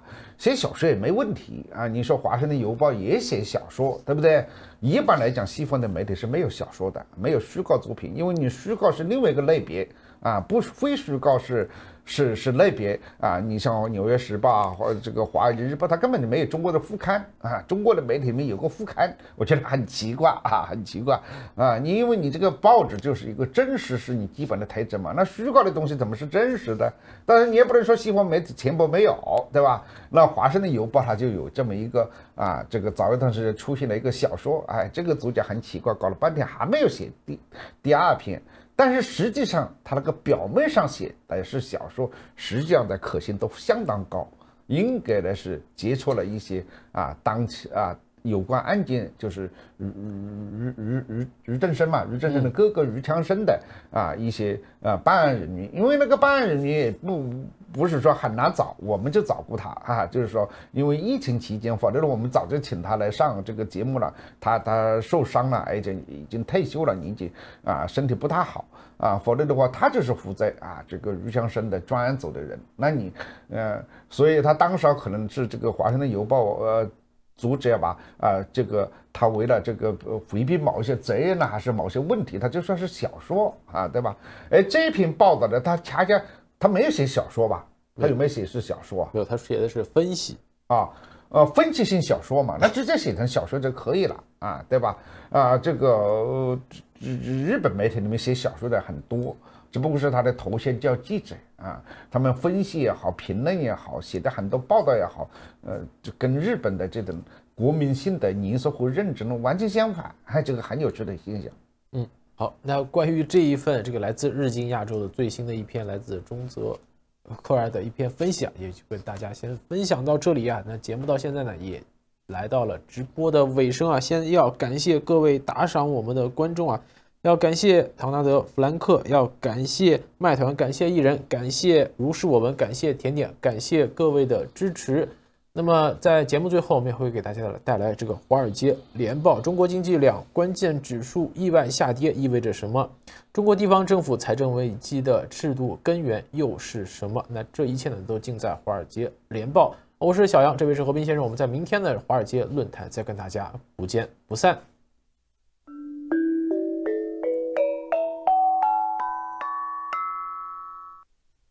观众朋友，大家好，欢迎收看今天的新风视线。中国公布的3季度经济数据略有好转之后，2项关键指标显示，中国10月份制造业活动再次意外萎缩，重新引发了人们对中国经济增长的担忧。国家统计局周二公布的官方综合采购经理人指数跌至今年以来的最低水平，而周三公布的财新制造业指数 PMI 则3个月来首次跌破50点大关。这一指数高于50点表明经济活动扩张，低于50则表明经济活动收缩。2项数据都显示，中国仍然没有摆脱经济困境，仍然面临着海外增长放缓和国内房地产泡沫旷日持久的挑战。官方指标主要是考察规模较大的国有企业，而财新指数则重点关注小型和出口导向型企业。北京最近几周加大了刺激措施，但是许多经济学家表示，北京当局需要在今年最后阶段采取更多的措施，才能确保经济增长不会失败。国家统计局周二表示，中国官方制造业采购经理人指数从9月的50.2降至10月的49.5。由于以色列和哈马斯之间的战争爆发，给全球经济都蒙上了新的阴影。10月份，中国制造商面临着来自国外客户订单的减弱。国际货币基金组织预计，今年全球经济增速将从2022年的3.5%放缓至3%，因为各国央行通过提高利率来抑制通胀的努力，会对消费者和企业支出构成压力。中国服务业和建筑业的活动指标也走弱，将整体经济活动的综合指标拖累至50.7，这是今年以来的最低读数。疲软的指数与第3季度经济改善后经济学家乐观的预测形成了鲜明对比。ING 亚太区研究主管表示，这些读数令人意外，这表明中国经济仍然在苦苦挣扎。尽管如此，一些经济学家认为不要过度悲观。有些人提出，不要忘了，许多中国企业在10月份的8天小长假期间停止了生产和销售，因此对10月份的数据会有所影响。季节性的因素可能的确是部分原因，但是一些企业因为国庆假期将一些工厂活动提前到了9月份。如果我们同意季节性的论点，那么9月份的改善也可能只是季节性的。2023年对中国经济来说是充满坎坷的一年。年初疫情封锁的结束引发了消费拉动型增长的爆发，但是随着家庭开始缩减支出，消费冲动也随之减弱。消费者谨慎态度的背后是房地产前景暗淡以及青年失业率上升等关键因素。与此同时，由于美国和欧洲利率上升挤压了对中国制造商品的需求，中国出口大幅下滑。当其他国家正在与通胀加速做斗争的时候，中国消费者却因为需求下滑而面临物价疲软甚至是下跌的情况。对此，北京的应对方法是降低利率，并且推出一系列支持支出和稳定房地产的小规模刺激措施，比如说放松购房限制。上周，财政部表示还将增发1万亿国债，为基础设施支出提供资金。而这些努力似乎取得了一定的成果。第3季度的国内生产总值数据显示，与今年第2季度相比，经济在加速增长，并且中国月度新房销售指标有所改善，虽然房地产行业整体仍然处于深度低迷状态。中国房地产信息集团周二公布的最新数据显示， 10月份全国前100大房地产开发商的总销售额相当于556亿美元，比去年同期下降了27%。而传统上9月和10月应该是中国房地产销售业绩最好的月份。在8月底，中国监管机构决定让购房变得更加便宜，手续更加容易。而在此之后，挂牌房产和参观样板房的数量的确有所增加，但是房地产经纪人和分析师表示，交易量的增长并没有达到预期。在今年的11黄金周期间，全国重点城市新房成交面积按年减17%，较2019年同期降幅更是达到24%。深圳楼市的最低折扣力度低至88折，可以说是满城皆是特价房。但是深圳黄金周期间的新房成交量仅为336套，与节前一周相比减少了42%。与此同时，北京最近允许开发商降低房价来促销的做法似乎也受到了抵制。在中国南方城市惠州，大型国有开发商保利集团在10月的国庆假期期间试图5折来卖房拉动销售，结果却因为大幅降价卖房引发了骚乱而被强制停业整顿。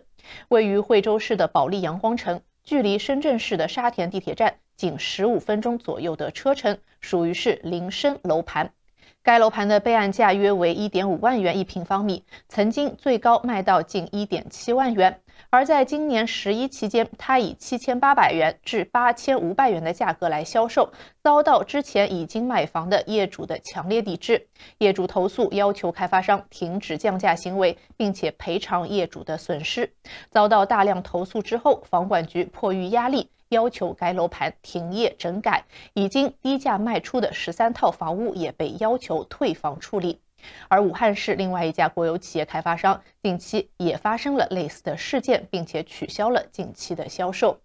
经济学家表示，周二的指数结果表明，中国经济复苏还不能够放松警惕，需要采取更多的措施来确保经济复苏不会倒退。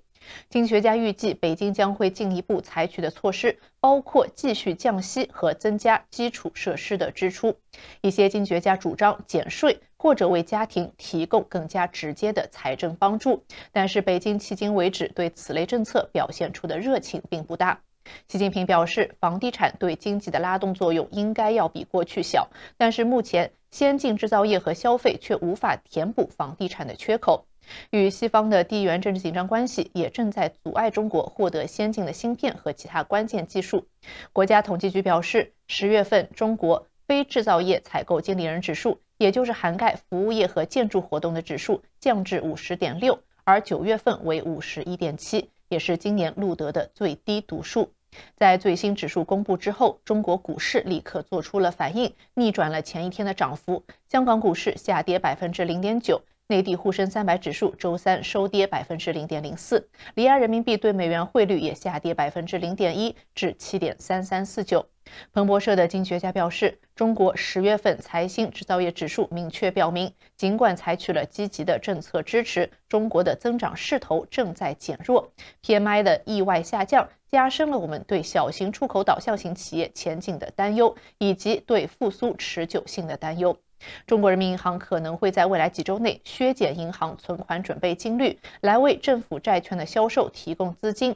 同时，随着8500亿元人民币的中期贷款即将到期，中国还有可能在11月中旬降低1年期政策贷款利率，并且进一步增加流动性。渣打银行大中华区首席经济学家丁爽预计，中国央行将在今年年底前将存款准备金率下调50个基点，来帮助银行消化额外发行的1万亿元国债。而由于避险情绪强烈，今年黄金受到热捧。今年迄今为止，现货黄金已经上涨超过8%，上周升至近6个月的高点，达到每盎司2009美元。以人民币计算的话，今年迄今则已经上涨超过15%。黄金上涨导致矿业公司的股价也应声上涨。在沪深300指数今年下跌8%的情况下，追踪中国上市的黄金矿业公司的指数上涨了近15%。上海的一位投资经理表示，黄金是目前最亮眼的资产，其投资回报率要比中国房地产或者大盘股市要高得多。同时，在乌克兰战争、全球经济疲软和中东冲突的大背景下，黄金作为资产避风港也十分受欢迎。华夏基金等基金管理公司上个月推出了中国首支投资黄金股的 ETF， 另外有7家共同基金公司也在申请要推出类似的产品。世界黄金协会的报告显示，今年前9个月，随着各国寻求对冲通胀，并且减少对美元的依赖，各国央行购买了800吨左右的黄金，同比增长14%。而中国央行在全球范围内的黄金购买量创下历史新高。世界黄金协会的首席策略师表示，预计今年年度官方黄金的购买总量将会接近或者超过去年的1081吨，而中国已经连续11个月购买黄金，成为今年全球最大的黄金购买国。中国人民银行报告称，今年抢购了181吨黄金，而波兰和土耳其是第2和第3大买家，但是他们的购买量仅为57吨和39吨，要远低于中国。分析师表示，中国私人和央行的黄金持有量远高于年度消费者需求和官方购买量所显示的水平。中国央行带头抢购黄金，加上疲软的人民币、不景气的中国股市和陷入困境的房地产市场，导致中国消费者也纷纷抢购金条来为财富保值。中国最大的指数提供商中证指数有限公司则在本周3推出了2个与黄金有关的股票指数，来利用对黄金的需求激增。中证指数公司表示，新的黄金股票指数提供了一种新的方法，为人们提供更多投资黄金的工具，也为家庭提供更多财富管理的方式。不知道观众朋友是否考虑投资黄金呢？以上就是今天新风视线的全部内容，感谢您的收看。这里是华尔街电视，如果喜欢记得点赞并且订阅我们的频道。我们下期节目再见。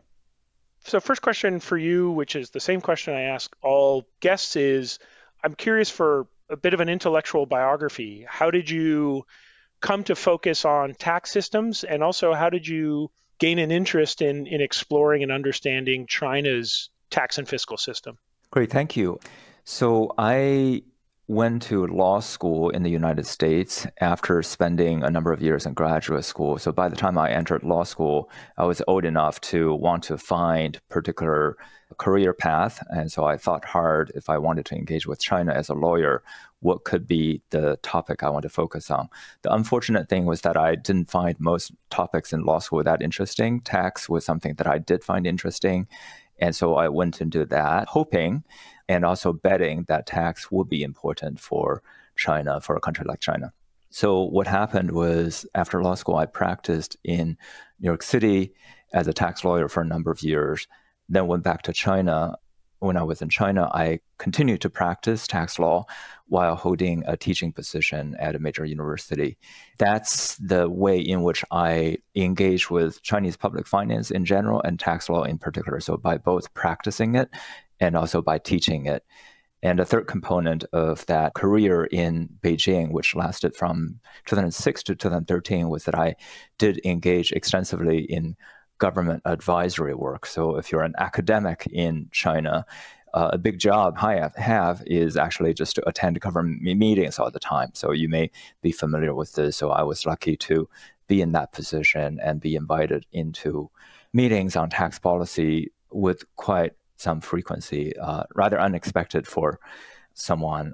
I actually held a US passport, but was delighted to find that my training was useful in Beijing. So I did that for 7 years. And since 2013, I've moved to Canada, and now I engage with the Chinese tax system primarily in 2 ways. One is by reading government announcement, and second is to collaborate with economists using actual data from firms to analyze Chinese tax policy. You know, before we get into some specific questions about the tax system and the book itself, I wonder, just can you tell us a bit about the origins of the book?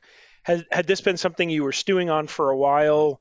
What were the puzzles that you were looking to solve or explore when you first put pen to paper? That's a great question. There actually is a very specific story about how I was led to write the book. So I was based in Beijing for 7.5 years. I got to know the central government agencies very well. One thing that I learned through those 7 years is something that I think China observers don't comment on often enough, which is the central government in China has a very small-sized staff. And so the State Administration of Taxation, which is the tax agency that I work with, has employed 0.1% of the tax workforce. And if you look at the IRS, who's in the DC office of the IRS, that is something more like 10%. And so that's a drastic difference in central government staffing and central government functions. So what I discovered was that it was very easy to get to know the people in the central agency because there weren't that many of them. I began to recognize that, it's a very Beijing-centric view. My colleagues in the agency, both in the State Administration of Taxation and the Ministry of Finance, and also in the National People's Congress, often lacked information about what's coming from what's happening in the ground level tax administration. Another thing I noticed was that because I'm trained as a tax lawyer, I read Chinese tax law and administrative guidance very closely. I found out shortly after arriving in Beijing that many of my peers, tax practitioners, paid a lot less attention to statutes, regulation, administrative guidance, and put a lot more weight onto having in-person interactions with government officials. This is something that I was quite curious about. It was as though that people didn't really care what the law actually said. They cared more about what particular individuals in government thought.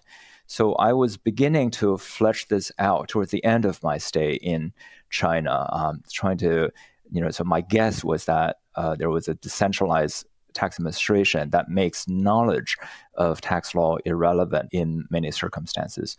So that was a guess, and I wrote an academic article about that. But then I was contacted by tax administrators in China from a couple of provinces saying that they agreed with my assessment and they were trying to change the system. So this happened in 2015, and for me, I was totally delighted because I was making a guess about what was actually happening. And my colleagues in Beijing did not necessarily recognize this phenomena that I was quite curious about. And it was neat that tax administrators actually cared about this idea. So I had a second stint working with provincial tax administration, trying to learn more about Chinese tax administration, and that became the main material for the book. Yeah, and I would say that's one of the aspects of the book, which we'll talk about, that I found most interesting, is it fits into this larger body of literature that shows that oftentimes Beijing does not have a particularly accurate tactile sense of what's happening on the ground.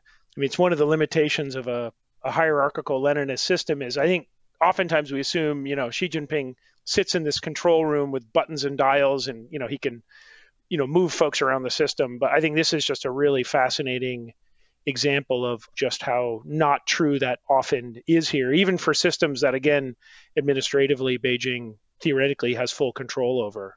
Before we dig into the thesis of the book, I wonder, it might be helpful for listeners if we can just spend a question or two describing in broad brushstrokes the structure and strengths, weaknesses of the current tax system, if you don't mind. And maybe it's worth a descriptive question first, which is, if you were in an elevator with me and I said, hey, Wei, describe for me the structure of the Chinese tax system and its what sort of types of taxes does it primarily rely on? How would you answer that in a relatively pithy way? Sure. Yeah, no, that's a great question. I would first say that China's tax system is really important. I think that's the first thing to recognize. And my feeling is that people don't recognize that. Usually when people talk about Chinese government control over social resources, they think about the finance system, state-owned enterprises, ownership of land. All of those things are part of the government's stockpile of social control and control of resources, but they are dwarfed by the tax system. And so one has to look at that. In terms of how well the tax system runs, the second thing to note is that about 10 years ago, China was raising about 23-24% of its GDP in various forms of tax revenue. And that, in some ways, can count as a success because not many developing countries manage to do that. And so you have to give the government credit for building a functioning tax system within 15 years after transitioning to a market economy. The last thing I might say is that tax to GDP ratio has rapidly been declining for the last 6-7 years. So official tally says that tax to GDP ratio is now hovering below 14%. So that is unlikely to be sustainable. It's also a very dramatic turn in the Chinese public finance system that we should recognize, and we should attribute it to Xi Jinping. It is part of the policy package that he has been implementing. So those are some of the observations I would start with. If you ask how good is the tax system, I think very much depends on benchmarks. In the United States, we will be very critical of the U.S. tax system. We think that a lot of things are lacking, but you can say both the U.S. and China are outliers. Whatever they do, you have to understand them in their own terms instead of comparing them to other countries. Can I ask you to just rewind for a second? I'm intrigued. You said the tax to GDP ratio, which is now hovering around 14%, is a result of Xi Jinping's policies. What specifically has driven it down to that 14% number? Happy to answer this question. So let me be precise.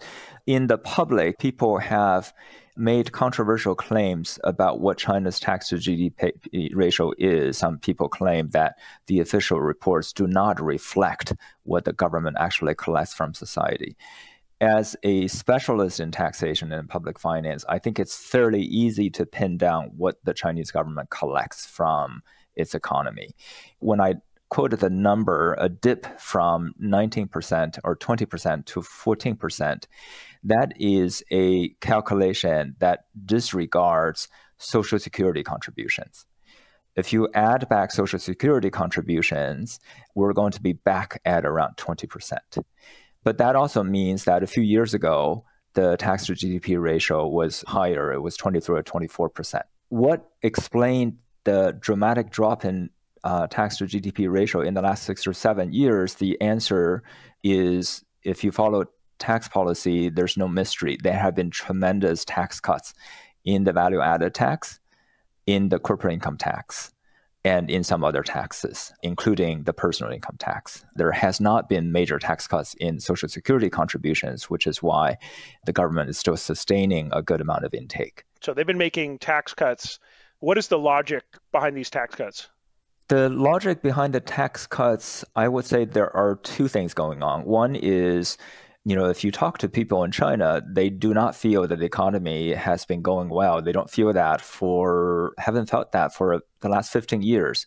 I think the time when people in China said that our economy is doing relatively well, I can remember a few years, and 2020 and 2021, that's definitely one episode. But before that, it's a little hard for me to remember when people thought things were going well. Every year, there was some kind of headwind, starting from the financial crisis in 2009, going into, I would say, 2014, and then the trade war between the US and China started.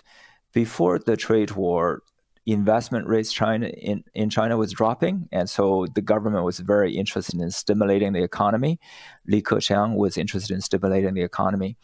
And so, but things just went downhill after that, it seems, that political leadership has been tremendously concerned with the rate of economic growth slowing down. And a very crude way they think about economic stimulus is to cut taxes. And so, one could say that you could improve the efficiency of your tax policy, collect the same amount of taxes without slowing down economic growth. That's not the path that the government has chosen. One example is between 2012 and 2016, China reformed its value-added tax so as to incorporate the services sector. And so some people following this will recognize VAT reform. That reform improve the efficiency of indirect taxes in China. And so normally, for policymakers, we say, well, if we made tax policy instruments more efficient, we can actually raise the tax rates.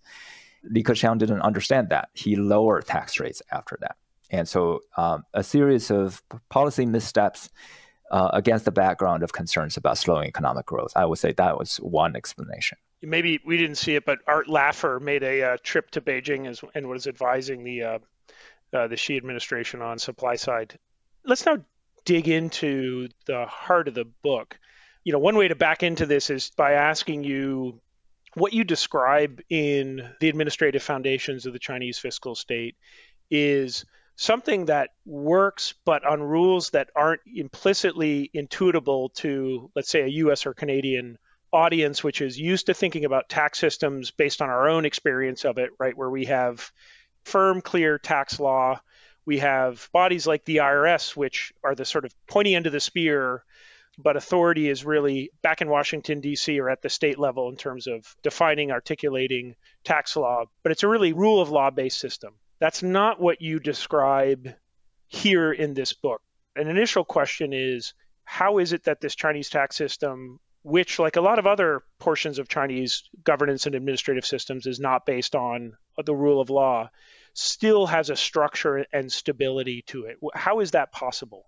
This is indeed the central project of the book, to describe a vast state that coordinates at a massive scale, achieves massive tax collection and wealth redistribution without operating according to legal rules. So that's highly unusual if you look at modern tax systems.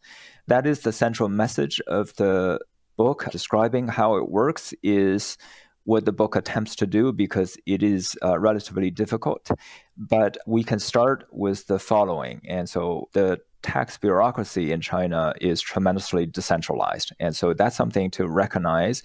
And for specialists in China, people who study China, this is actually not hard to do. You all know that if you go to China, whether it's to Beijing or other cities, you frequently run into taxpayer servers' halls. So you can frequently see tax bureaus buildings.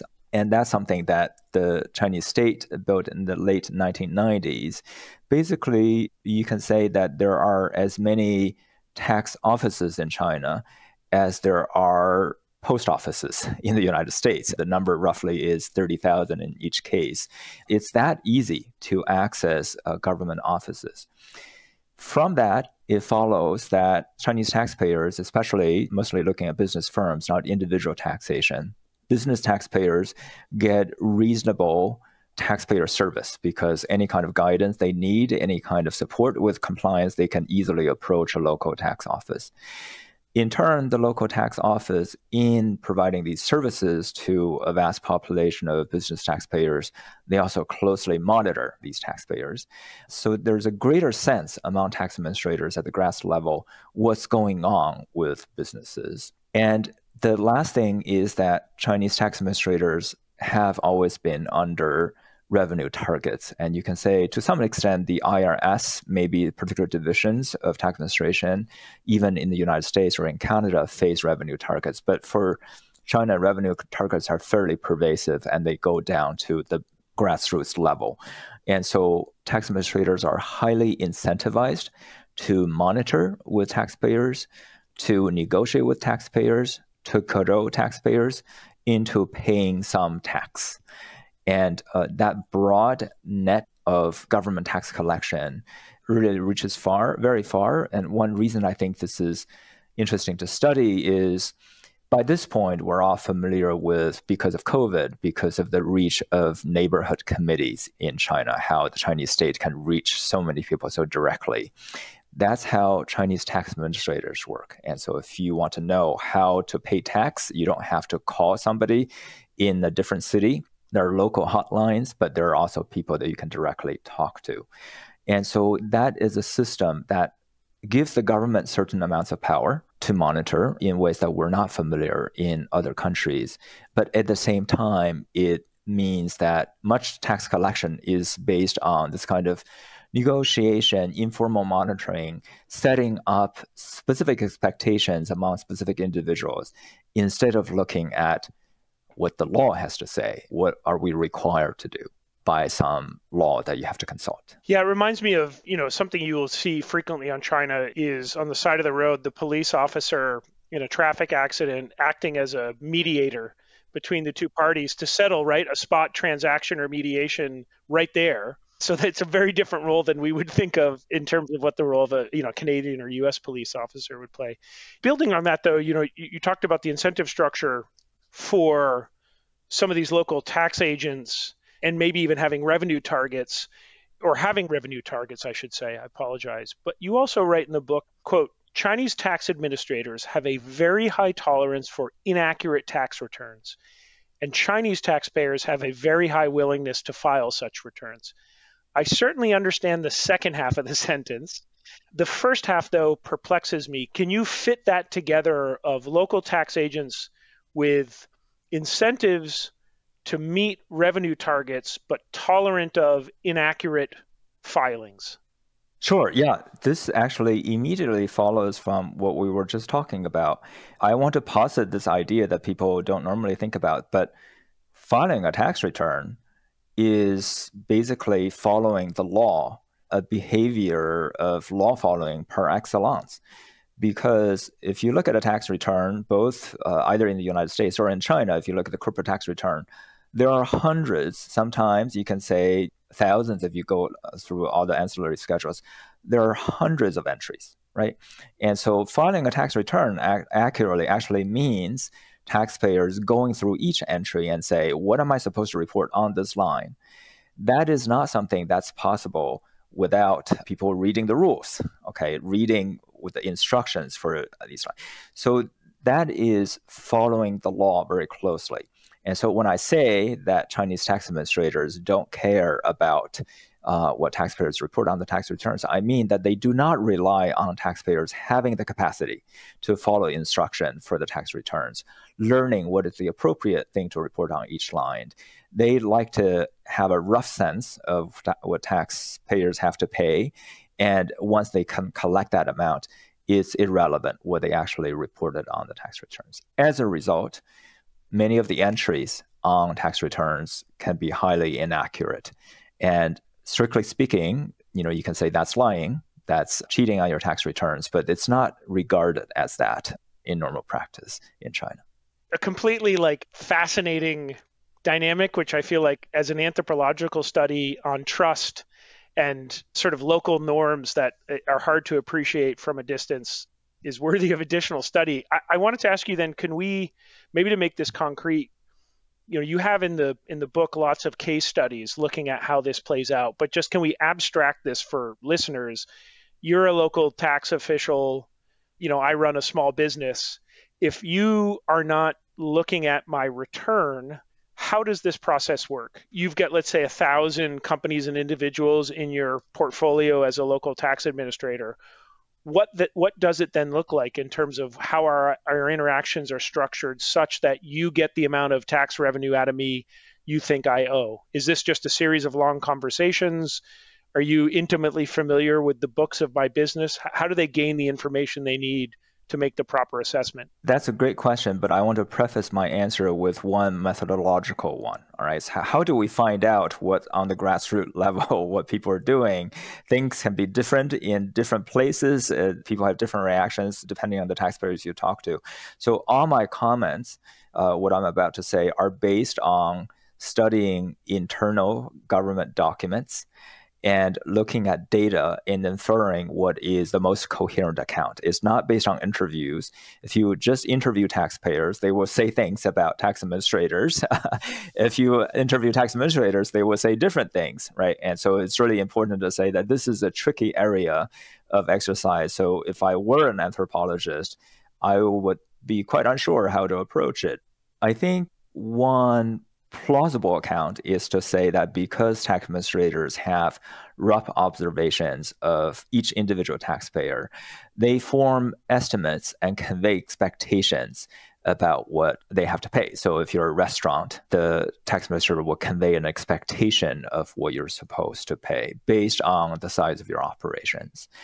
And that expectation becomes central. And sometimes the expectations may be justified. And so if you say, I roughly know what kind of revenue you have, and for this industry, your profit percentage is going to be this amount. And so people form rough estimates of what they have to pay. That's basically it. And there's different variations of that. If you look at Chinese practice, the amount of taxpayers, the number of taxpayers who claim to be so-called under presumptive taxation, meaning that they don't actually have to calculate their profits and they can just do an estimate, is actually a fairly small portion. Most taxpayers claim that they're on an accounts-based reporting system, not on presumptive basis. But if you look at the accounts they report, there will be many cases where costs are not accurately reported, where revenue is the key item.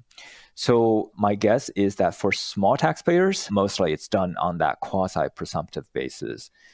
For large taxpayers, here the contribution to the fisc in most countries come from very large taxpayers. So here China, like other countries, does rely on the greater compliance tendency of large firms in every respect. And so firms will follow certain rules. It's easy for them to find out what the rules are.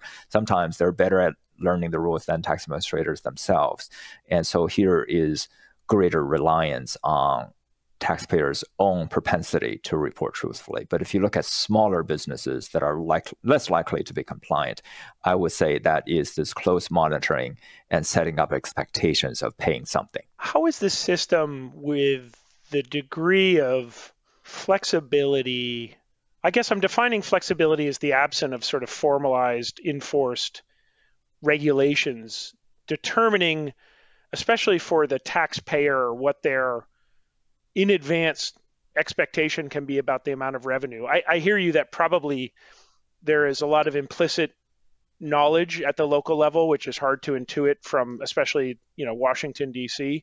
But this would seem to be a system which would allow too much room for abuse, especially on behalf of the revenue manager at the local level. What are some of the norms that you've seen develop that restrain just pure rent-seeking or abusive behavior by revenue managers? I believe that there's probably quite a bit of rent-seeking going on. The question is, what is the scale? Is it so bad that it would disrupt the system? I would say the Chinese government has done a number of things to limit this kind of rampant corruption. And so there is regular rotation of tax administrators among taxpayers, so you're not always stuck with the same tax administrator. There is computerized systems since the early 2000s to monitor what people do. So there are severe constraints on what tax administrators can do in their interaction with taxpayers.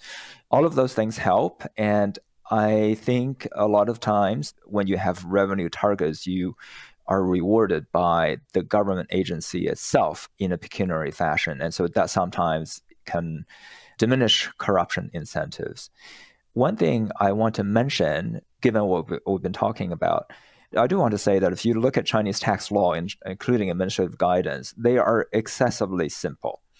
And so there is this question some people have raised, is the discretion coming from the fact that the rules themselves are too simple and too vague? If the rules are so vague, of course, you give a lot of room for discretion to tax administrators. So my observation is that the causal chain goes the other way. It's because this system of grassroots tax administration without rules was so successful that the people in Beijing didn't feel the need to develop very detailed rules. And so they're happy revenue is raised without having very advanced rules. And you can say that forms a sort of a self-sustaining circle with relatively vague rules, a lot of discretion. All of us have spent time in China. You can see that there's a lot of quid pro quo. There's a lot of guanxi. Is it corrupt in such a way that the state cannot function? It has not moved to that level. Yeah, so I think it's just because the civil servants are sufficiently well paid that they're okay just doing what they're asked to do. In instances where I know you write that sort of tax controversy is not a widely seen phenomenon, but in instances where local businesses or individuals feel like the assessment brought down on them or the expectation, as you call it, is high, what recourse or channels do they normally have to try to find a different adjudication? We look at the population as a whole. If you think about, what percentage of taxpayers are wronged in being asked to overpay tax and what percentage of taxpayers are being asked to pay too little tax, I would say that the latter proportion is probably higher. But if you're among the unlucky ones being asked to pay more tax than you really should, the channels of recourse are not that many.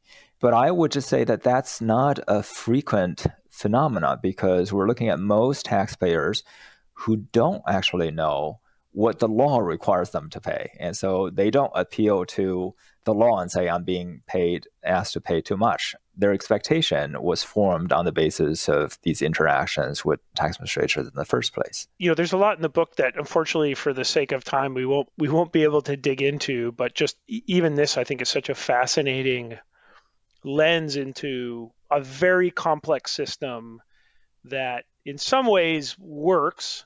In other ways, you can feel some of the challenges it faces. I wonder if I can actually end on that, which is to get your high-level thoughts as a practitioner and student looking at the Chinese tax system of what's next for this. As we look out over the next 10 or 15 years, it seems apparent that China and the Chinese state is going to be dealing with a rising number of challenges that will put increased burden on its fiscal system, whether that's dealing with an aging population and all the attendant normal costs that, like the United States, you have to deal with, increased burden on the healthcare system, pensions, as well as demands on fostering innovative industries that are the focus of industrial policy, et cetera, et cetera, et cetera. And of course, with an economy that is structurally slowing down, although still large.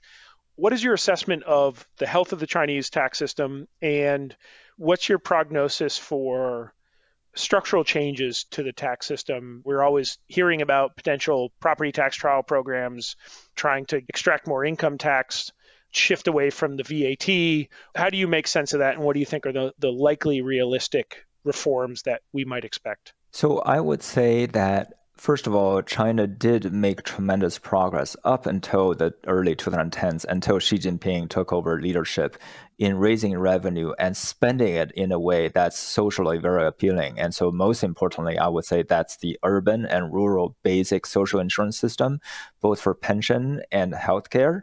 And so all of that is funded from tax revenue. And so because of that, people want this kind of social service provided by the government, and there's going to be continuing pressure to raise revenue to provide those services. If we think about future sources of revenue, in theory, there's a lot. You could raise the VAT rate by a few percentage points and raise a lot of revenue. You can stop some of the corporate tax cuts and you raise a lot of revenue. You can keep the exemption level for personal income tax the same without raising them. If you resist the pressure of affluent people of raising the personal exemption so much, you can keep raising revenue. So those are the things that I put hope in. The property tax in China is going to raise very little revenue because the social expectation is to have such broad exemptions that I don't think it's really a topic. So when people do talk about property taxation in China, I don't feel that they've started talking about China's tax system. But I do put in some faith in the VAT, the corporate income tax, Social Security contributions, and I think there's continued room to improve all of those tax policy instruments. Your point certainly taken on the property tax, which is also probably one of the most politically risky tax areas to get into, as you mentioned, especially given the sensitivities for a lot of Chinese for whom property is the place you go for asset appreciation. As I mentioned, got to touch really the surface of this really rich and interesting book, which has a lot of, I think, political theory in it for folks trying to understand the workings of the Chinese state. I think for anyone interested in central-local relations, this is a really important and interesting angle as well. So really a lot in this book that I think is worth the time of students of China's political system. So Wei Cui, I want to thank you very much.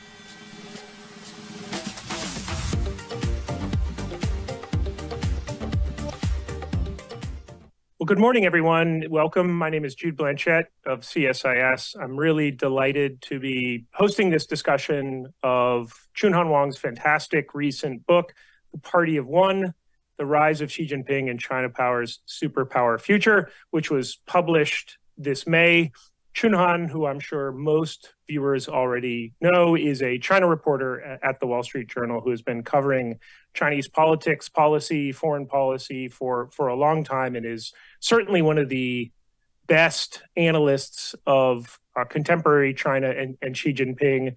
But we're also delighted to have two of the additional best observers of Chinese politics and decision-making. We've got Neil Thomas, who's a fellow for Chinese politics at the Asia Society Policy Institute's Center for China Analysis, and Sheena Greitens, who's a visiting associate professor of research and Indo-Pacific security at the U.S.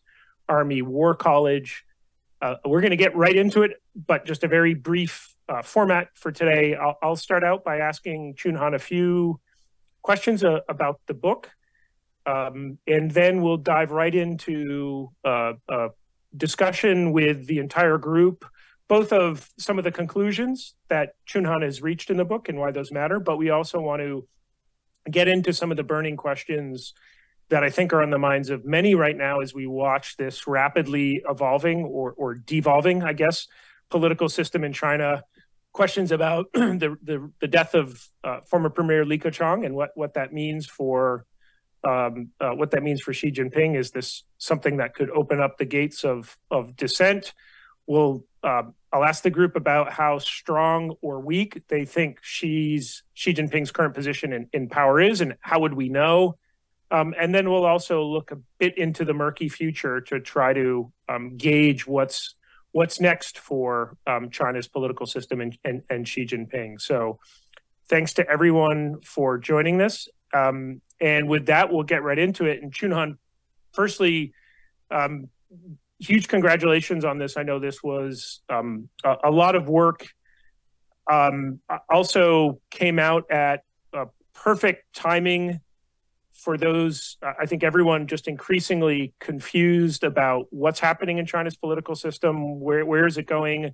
What sort of leader is Xi Jinping? I think we're now well into the third act of Xi's time in power with lots of really critical questions. And your book is, I think, the best place to go to try to begin to wrestle with these. As a first question, I wanted to ask you, just when you were first, putting notes down to begin the work on a proposal for this book, what were the puzzles or challenges or sort of questions you had about Xi, the way his power worked, how his leadership worked, that motivated you to want to spend a few years researching this? What was gnawing at you in those early days? Mm-hmm. So thanks for having me on the show, and appreciate the kind words you have for the book. In terms of what was, interested me in terms of researching Xi Jinping for this book, I think a lot of it was about how, the mechanics of his power. How do you accumulate it? How do you enforce it? How do you enforce his authority over the party? What does he want to do with this power, and how effective he has been in using this power? And I'm also interested in how this particular system that Xi Jinping has built around himself, this highly concentrated, highly centralized hierarchy, how does that, affect people in the rank and file? I'm also interested in how, the everyday bureaucrats, local officials, how they survive, how they function in the Xi era, where they're under central leadership that expends far greater energy than before in policing their behavior and sort of enforcing what they see to be exemplary conduct. And I think in the course of this book, I actually, I was fortunate enough to be able to do some of my reporting and research for the book in my day job for the Wall Street Journal. While in terms of this issue I was talking about just now, I was able to write a front page story for the journal where I sort of explored this topic of formalism and bureaucratism, which is one way this, the Xi Jinping era sort of manifests itself in this very perverse way. We had officials trying to cope with the high pressure governance that Xi exerts on them. So they resort to doing very weird things in response to very weird incentives, that's been exerted on them. So, I had a lot of fun anecdotes in that story describing how local officials would perform political red rituals or even commit outright fraud to feign compliance with Xi's very broad and sometimes conflicting demands. So I think I was very interested in trying to tease out, some of these implications of Xi's approach to governance. And obviously, the book, if you've read it already, it covers a wide span of topics, from diplomacy to history to national unity. But I think initially when I thought about writing this book, I really wanted to come to grips with like, how does the party function under Xi Jinping? I'm curious, along the way, as you were working on this, what is a preconceived notion or a prior assumption you had about either the political system or Xi Jinping that was overturned or significantly modified by the time you clicked save on the final draft? Mm-hmm. Actually, to be honest, there wasn't anything I really changed my mind about or was surprised by, because I think the process of researching for this book was sort of this iterative process where like I'm sort of building on incremental gains done, both by the journal, me and my colleagues, our research, our reporting, and also the work of other people, and other analysts like yourself and Neil and Sheena.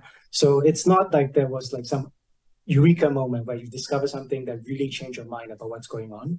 It's more about incremental knowledge gains that, sort of help you refine your understanding of how Xi operates, how the party operates under him. So I don't think there was anything in particular that really struck me as like, oh, wow, I never knew this. And therefore I'm, doing a 180 of my understanding of how Xi operates. But I think it's more in a case of we learn a bit more. Okay, we have a better understanding of how he approaches certain issues, how he thinks about certain issues. So I think that was how I, in terms of my thinking on Xi, how it was more like an evolution rather than a sudden or like revelation. But I think in terms of what it did reinforce for me, I think this idea that Xi is very adept at playing the political game.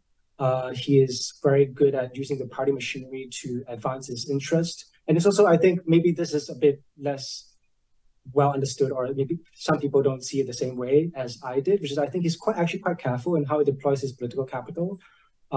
Yes, he does break precedent, he does break norms, he does break rules where he deems necessary, but I feel like he's also shown himself to be capable of exercising economy of strength. For example, as I cover in the book and also in my reporting for the journal, is when he sort of tries to consolidate his power and neutralize potential threats, to his personal authority, he doesn't necessarily purge people outright. So he's gone after potential alternate centers of power, like Wang Qishan or Li Yuanchao, or even Li Keqiang, not necessarily by going after the person himself, because that would involve expending huge amounts of political capital, potentially upending, power dynamics in a party beyond the way he would want it to. So he goes after these people by investigating their secretaries or, investigating their former associates, things like that, where, you can achieve the same goal with far less cost and far less disruption to the party. So I think that's one thing I think maybe it deserves a broader audience.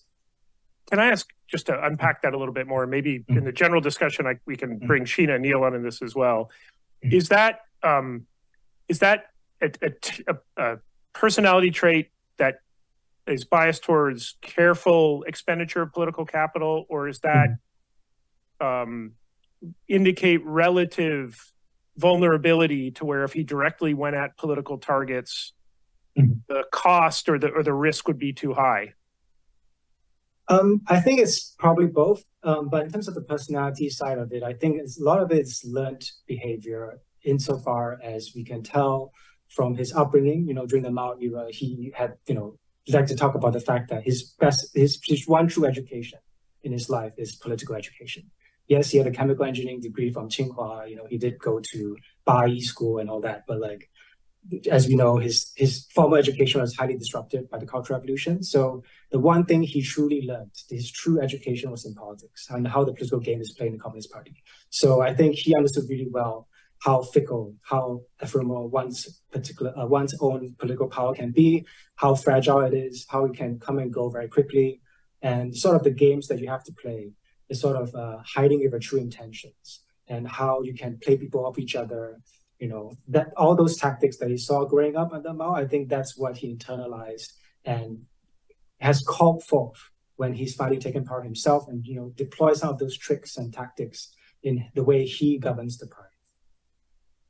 If we were comparing 11 years of the Xi administration to 10 years of Hu Jintao, Wen Jiabao, and then the prior 1989 to 2002, 3, 4, Jiang Zemin, what would you say again, totally different historical periods. The 1990s are very different from the 2000s, are very different from the 2010s. So to some extent, these temporal comparisons of Chinese leaders are hard to make because the circumstances are different. But still, if you were expressing or explaining what you think the one or two most significant differences, either in temperament, strategy, policy agenda, risk tolerance between Xi Jinping and his two immediate predecessors, what would you say?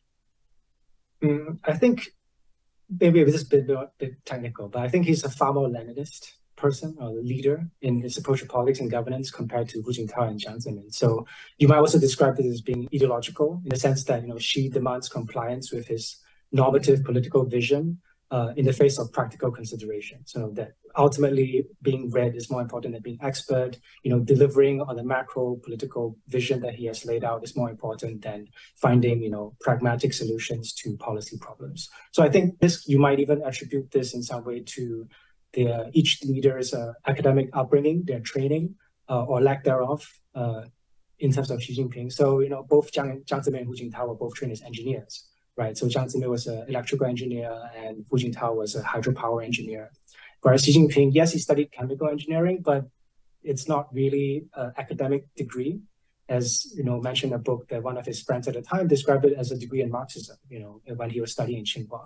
So it's that sort of a difference in upbringing, I think, could be reflected in how they approach problems. So I think Xi Jinping, when his true education is in politics, he takes a very political lens to issues. He approached governance problems, I think, politically. He sees political problems and therefore prescribes political solutions. Whereas someone with a technocratic background might approach the problem differently. He would see, a policy problem and prescribe much more technocratic or, a more pragmatic solution that's driven at solving the problem. Right? Xi Jinping, I think his background is more given to diagnosing a macro political problem. And therefore he will prescribe a political solution to, these issues. And I think that's in some ways could go quite far in explaining, the sort of approach he takes in his governance, where he sort of lays out a broad, political vision or political guidelines as to how a problem should be solved. He doesn't necessarily prescribe down to the detail. He may not be very conversant in specific matters of this policy sector, but he would set down the red lines. He would set down the long-term goals, and then it's sort of up to people below him to deliver. And he would interfere every now and then where he sees something that doesn't quite work out the way he wants it to. But, he's not in the business of, line by line, drawing out policy proposals, but he's interested in setting the big picture and expecting people to operate within the boundaries that he sets. One final question dedicated to you, Chunhan, then I want to ask Neil and Sheena to come in. But I was actually just, as you were talking, I was thinking about the title, Party of One. Mm-hmm. And I wanted to ask, how do you think, first of all, explain the title. I think, because I think the second part of this question is, of course, no dictator rules alone. And so I wanted to ask how you think about how and where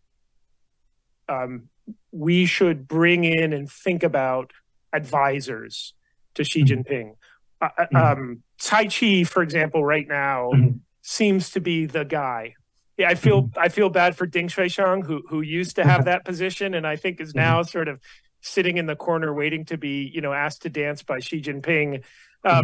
So, we've known that throughout his tenure, there have been a group of individuals who, maybe they sometimes have pole position, maybe they move back, but they're still in the orbit, right? We think of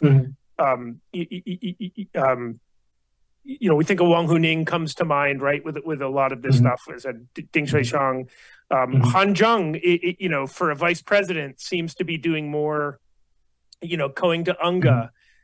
We're seeing the office of the premier now go through this kind of odd re-empowerment, maybe, or it's simply a matter of Li Qiang being closely trusted.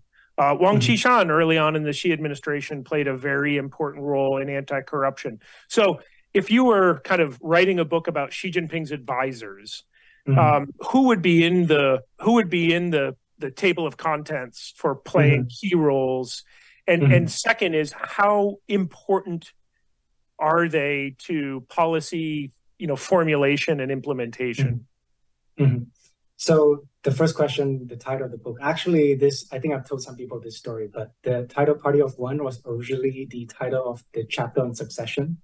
As you can see why, basically he's remade the party around himself, and he is like a one-man walking key person risk. It's a corporate term, but this guy represents key person risk on a global scale, being the leader of the world's second largest economy and one of the most consequential nations on earth. So that was originally my idea for the title of the succession chapter. But then my agent suggested to me, the moment he saw my proposal, like, that should be the title of the book. And I was like, yes, actually, that makes a lot of sense, because it goes beyond succession, right? It speaks to how he has made himself the center of political and public life in China. Everything has his name on it. All major policies. You couldn't go to any shopping mall now and not see some digital, screen that puts his face on every now and then. Like his slogans with his name are like, especially in Beijing, at least when I was there. He sees his face and name in all sorts of places. That's something that, not that it never happened before, but it definitely became very clear, as she grew more powerful into his reign. So I think the title essentially is a very succinct way to describe this change, both the optics of it and also the practical elements of it, which is Xi Jinping has, in essence, put himself at the center of political and public life in China. And 3 words for a book title, I think, is very easy to convey that idea. In terms of advisors, I think there are advisors and there are advisors, right? They are, like you mentioned, Cai Qi. I was discussing this with someone recently that, Cai Qi is really important. Obviously, he is the director of the General Office of the Central Committee. It's a highly important job. He's the nerve center of the party. But at the same time, I don't think he holds that role and as seen as a type of aide that, say, Ding Xuexiang was and Li Zhanshu was. These 2 people being the previous holders of that office. Li Zhanshu was a far more like a peer to Xi Jinping. They were county chiefs together in counties that were practically side by side back in the 80s, right? And Ding Xuexiang, I think, have worked more closely in some degrees with Xi Jinping, especially when they were in Shanghai, and then that relationship carried on through in the early years of Xi Jinping's rule as General Secretary. But I think Cai Qi, well, first of all, the fact that he's a standing committee member, I have a friend who made the joke that essentially Xi Jinping has grown so much in his sense of imperial self-importance that only a standing committee member is fit to run the general office, of today. So in some ways, I think it reflects that. But at the same time, the relationship between him and Xi Jinping, I don't think it's the same as Li Zhanshu, the one that Li Zhanshu had, for example. Cai Qi is my understanding. I mean, this is sort of based on a bit of like gossip, the grapevine, which it's hard to really verify. But the idea is that he seems to be more of like a implementer. Like he's the aide, he is the guy who's told to do certain things and he tries to get it done, rather than someone who actually brings ideas to the leader. Whereas I think that role is perhaps more fulfilled by someone like Wang Huning or even someone like Li Qiang. So our understanding of Li Qiang's relationship with Xi Jinping is, is a very interesting one. The secretary or the Mishu, with the officials that he serves, like that relationship is very symbiotic. It's sort of a very implicit trust that's built up over years of working together. The Mishu is very good at divining the boss's will and trying to sort of translate it into actionable directives. Like that relationship, I think you're far more able to articulate what the leader wants. You're able to guess what he wants, and also you have a certain way of communicating with a leader that you wouldn't have if you're just someone who's seen as like more of a executor and enforcer. So I think within the standing committee, within the Politburo, this is hard to figure out precisely because of how, the nature of black box politics. It's very hard to know the individual dynamics of people's relationships. But insofar as we can discern them, I think some of it is clear to us that the relationship that Xi Jinping has with each individual Politburo member or standing committee member is different. It has changed over time, or like when people have, different people occupy the same office, we can see that I think the relationship between them is different, which means he may have a different perspective of how this particular office should function. But I think that in terms of who should be in that contents page of advisors that matter, I think it's not a secret. I think a lot of them we've already talked about. A lot of people have talked about them before. So you're talking about people like Wang Puning, you're talking about people like Li Qiang, maybe potentially someone like Chen Min-er, but I'm not sure. His star seems to have faded since people talked him up when he was Chongqing Party secretary. But as you say, these things come and go. We're never really sure how these interpersonal relationships might evolve. But I think you shouldn't have to look too far beyond the existing Politburo to have a sense. And also, actually, the Central Policy Research Office. Wang Puning's successor there, I think, is also someone to watch. He has been quite a vocal, person in terms of articulating what the leader wants. So I think these are the key characters we have to look for. Sheena, Neil, I'd like to bring you in. So I guess Sheena first for you, then Neil. Just first of all, feel free to ask Chunhan any questions that I didn't ask or failed to ask or didn't ask clearly enough or concisely enough. Second, just general impressions on the book or anything Chunhan has just said on any of the questions I asked. Sheena, over to you.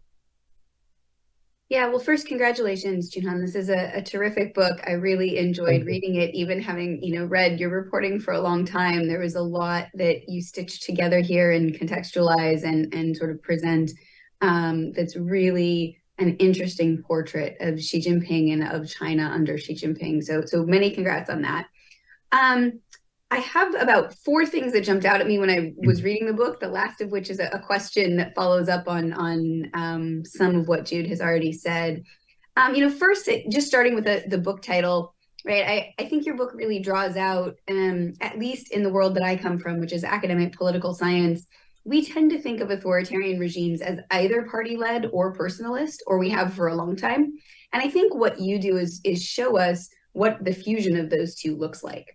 Right, when you have a very sort of a strong personal leader atop a party system who really tries to take over, remake the party for his personal vision of governance. And that's something that I think the book draws out in a really interesting way.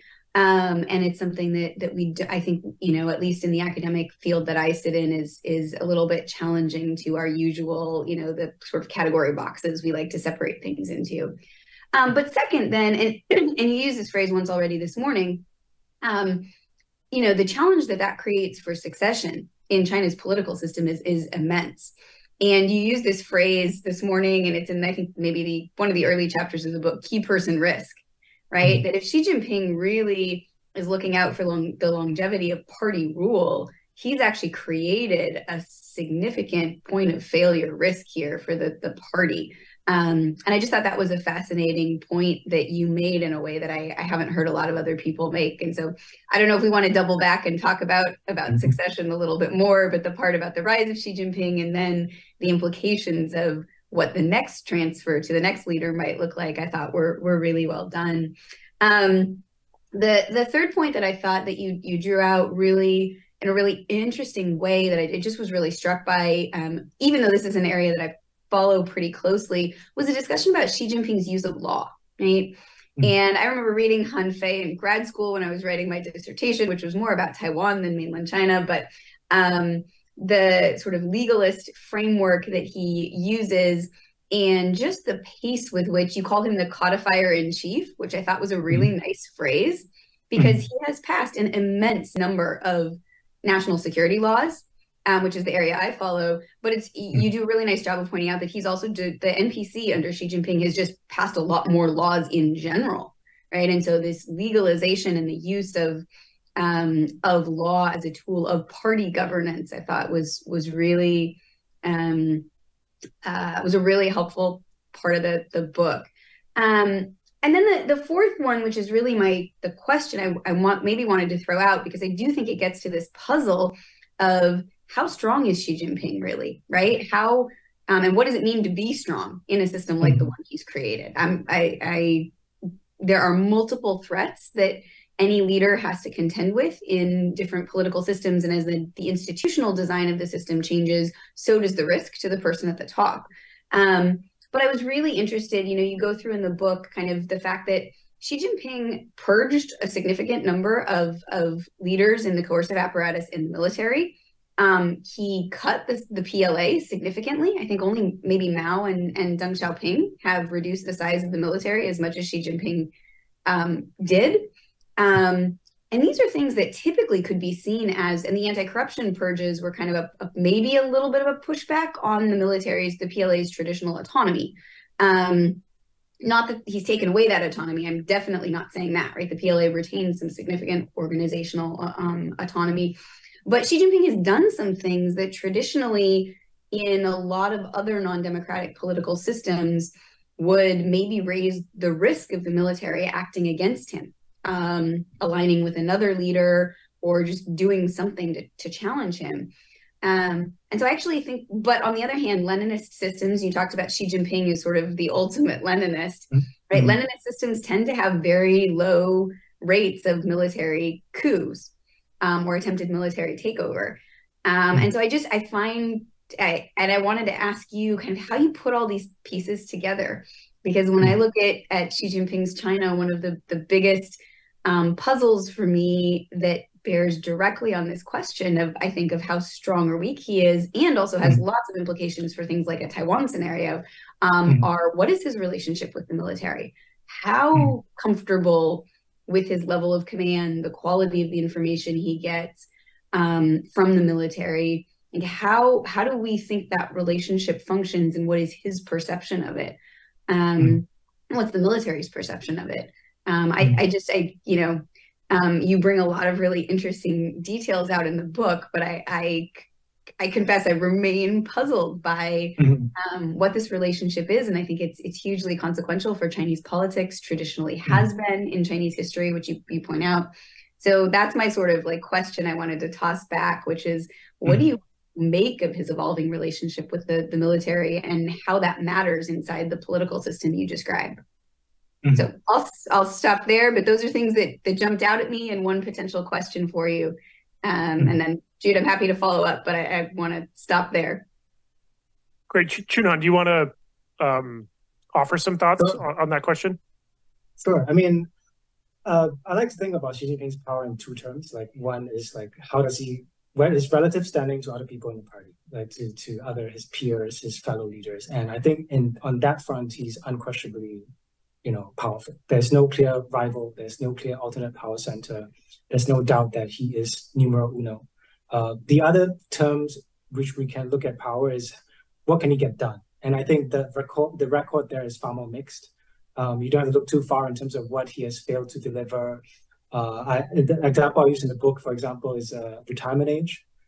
I was at the very press conference in 2015 where the labor minister at the time promised to raise the retirement age. Or at least by 2017, there will be a roadmap. They will roll out some plan that explains which options they've chosen and the timeline for implementing. And we're now into almost the end of 2023, and we've seen nothing or any meaningful progress on that front. So I think in terms of, you have all this power, but your ability to deploy it doesn't necessarily translate, right? You are still constrained by practicalities of the bureaucracy, the difficulties, the challenges you're trying to take on. So I think it is useful to try to use this framework to understand when we say how powerful Xi Jinping is. We want to be able to measure in some way. So if you measure in terms of, is he in charge? Is there anyone who can challenge his power in the party? I think it's no. So in that sense, very powerful. But in terms of ability to implement that authority and use it in a meaningful way, maybe not so much.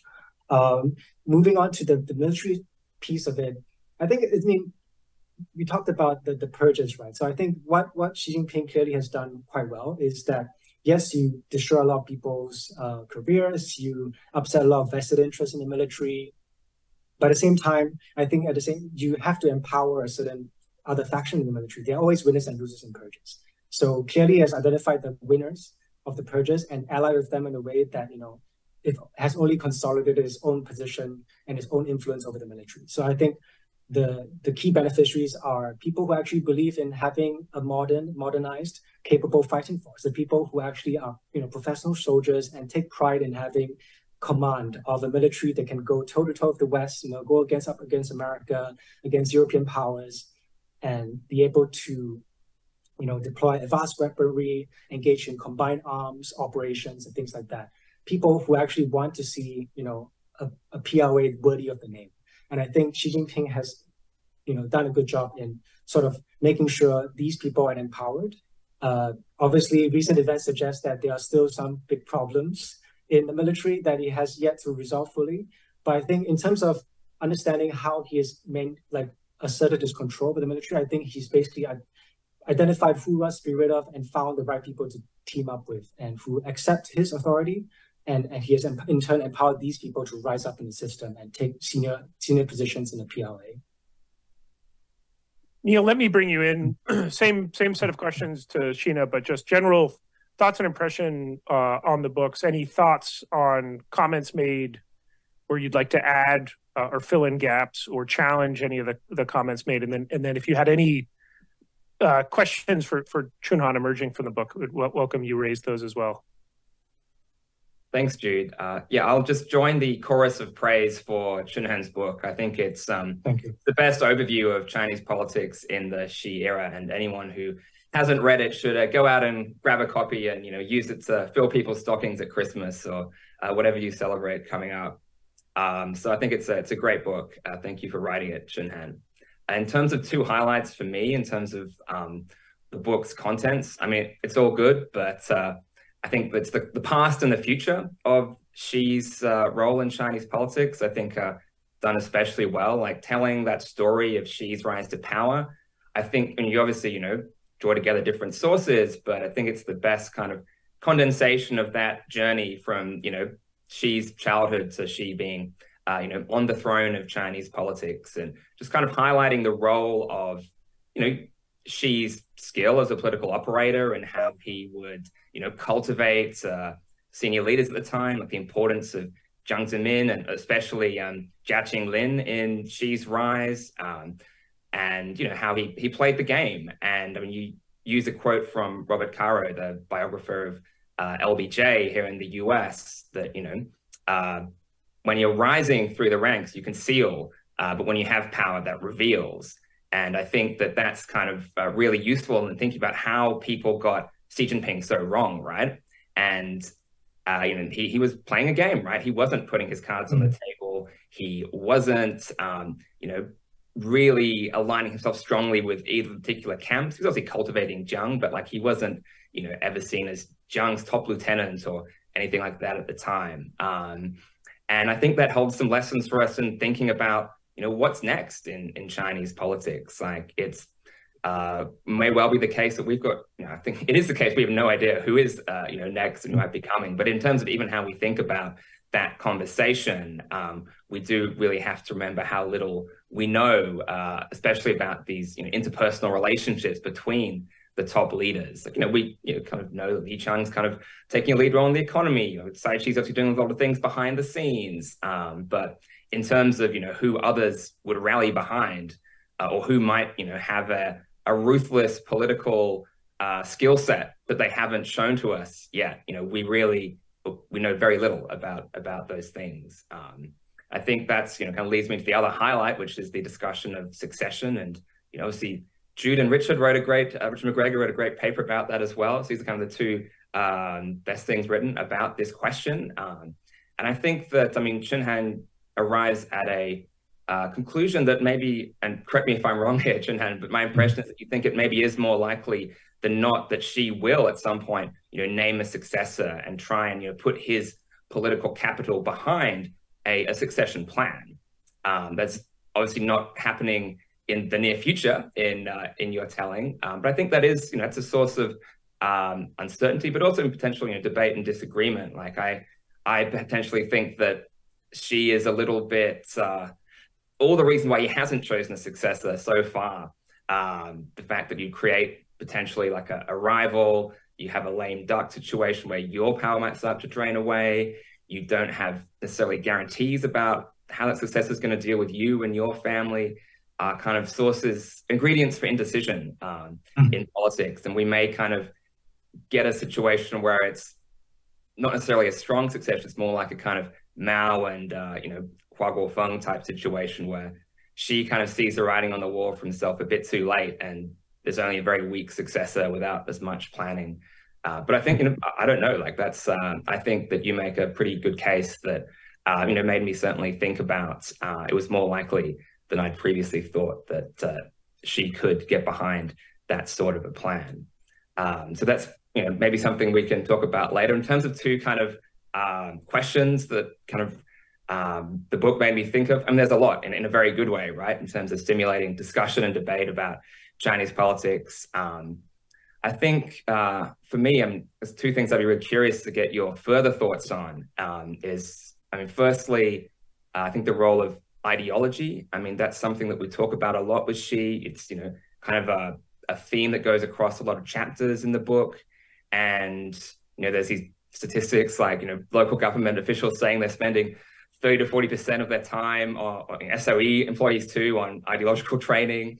And on one sense, it's, it seems ridiculous and it's, a waste of time. But I guess I wonder if you could share some more thoughts on like, why do you think Xi is doing this? And is there a case that it is beneficial for policymaking and implementation in the party, in kind of the way that, a multinational firm might kind of invest in this whole, corporate values type campaign that they think will, help them to, get more work out of their employees. And curious on your thoughts on that. And then secondly, we talk a lot about the mistakes that she's made, or in our view, what are mistakes that she has made. And I think it's clear he's made quite a few in terms of, China's foreign policy and China's economy. But I'm curious as to if Xi Jinping was made to go through one of his own performance evaluations, kind of account for his performance to the party, what are kind of the three biggest successes you think he would discuss? And are those actually successes? So those are just a couple of things that I would love to hear, more from you on, that hopefully are interesting to everyone watching. But, before you get to that, Sheena, I know I had missed a ping from you that you wanted to come in on the back of a previous topic. So maybe before we go into ideology and self-assessments, let me just turn it over to you, Sheena, for a second to close off that thread. Yeah, sure. So first, I forgot to say this earlier, but everything I'm saying today are my individual views, not the views of the U.S. Army, the Army War College, Department of Defense. I got to get that out of the way. With that done, thank you. So my only point was just as a follow-up to some of what Chunhan was saying, and Jude, the question you raised, right? How powerful Xi Jinping is not the same as asking how secure his hold on power is. And I think, right, if we take Xi Jinping at his word, he actually in some ways sees China's power and China's security as inversely correlated, right? The more powerful China gets, the bigger the risks and the dangers are. It's this very dialectical thinking about opportunity and power and risk. And so I just wanted to point out that, if we're having a conversation about how powerful he is, and we assume that translates into a perception on his part of security, we may have trouble understanding some of his ongoing behavior. And to me, I think it's really, really important when trying to explain Xi Jinping to de-link those two and remember that they might be positively correlated, but they might actually be inversely correlated. And it seems context dependent. So Chunhan, I'd welcome you to push back on that, or Jude or Neil. But I wanted to throw that out there because I think some of Xi Jinping's statements about the relationship between power and security for China are fascinating, counterintuitive, but fairly plain in the way he stated them.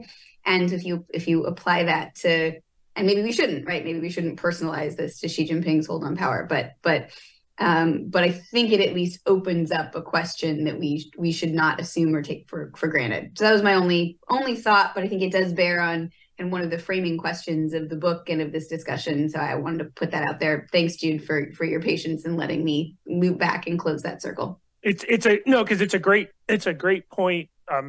She has said on several occasions, forget the exact wording, but something to the effect of the closer we get to rejuvenation, the harder it's going to become.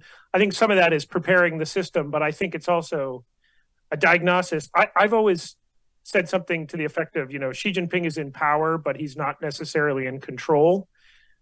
just to distinguish Chunhan's comment of, formal accumulation of political power, but then your ability to implement a policy agenda is a slightly different thing. But maybe we could just go, I think it's a really important framework comment from Sheena and Neil and Chunhan. Let me get your assessment of it as well, because it does seem a structural feature of dictatorship. And actually, I was just watching on Netflix as they try to fill the endless content machine with new documentaries. There's one on John Gotti. And the further up the ranks you move of the mafia, you're more powerful, but I think you feel more vulnerable, right? Because folks are gunning for you. I would imagine it's just a feature of autocratic systems, but Sheena, you do this more formally than I do, that the more powerful you become, you don't feel more secure in that. In fact, I think you're aware of how many potential rivals and enemies you've either created or are right behind you. I think there's the retirement question of, it's hard once you've climbed over enough bodies to get to a position in power. What's the retirement plan you have where you feel like you have any security? And once you leave the throne, then you're a little bit at the whims and wills of whoever assumes it. So, Chunhan, let's go with you and then Neil. How do you think at a framework level about that sort of dichotomy between power and security? Do you see it as Sheena has laid it out, or also as Xi Jinping has laid it out, of the closer, the more we stick our head up and our strength and our power becomes known, the more the United States, and its allies is going to be gunning for us? I think it makes a lot of sense. I mean, I remember this conversation that, Jude, we had many years ago back in Beijing, when we were both still there, was that maybe we should start thinking in terms of analyzing Xi Jinping in comparison with Stalin. There's no doubt Stalin was the most powerful man in the Soviet Union, but he was also, probably the most paranoid man in the Soviet Union. He saw enemies everywhere. The fact that you're more powerful, you have more to lose, you perceive more enemies, you have made more enemies. There's just so much more at stake, given where your higher standing within the system. I think the same you apply at the national level.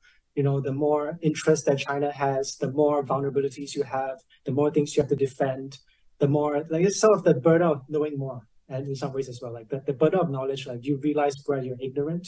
So the more powerful you have to realize where you're weak. So I think that's this sort of oxymoronic, sort of self-fulfilling thing where the more powerful you are, in some ways you feel where you're more keenly aware of where you're vulnerable. So I think this applies both at the personal level and both at the state level. So I don't think it's contradictory. I think Sheena makes a very good point about this, and it's definitely something we should think about, when we try to understand why, for a country that professes to be, almost on the cusp of success and rejuvenation, why does it still see so many problems? I think it's because, like you said, it's because it's almost there. Therefore, the stakes are higher, the risk is greater, and the cost of failure is even more, dramatic. So yeah, I'm not sure if Neil has anything to add on this point. Yeah, I guess just quickly, I think, she is smart to realize that, right? Yes, obviously things that he has done have contributed to this US-China dynamic, but there's a case to make that there'd be more friction between the two countries, even if, Li Keqiang had been general secretary for the last 10 years.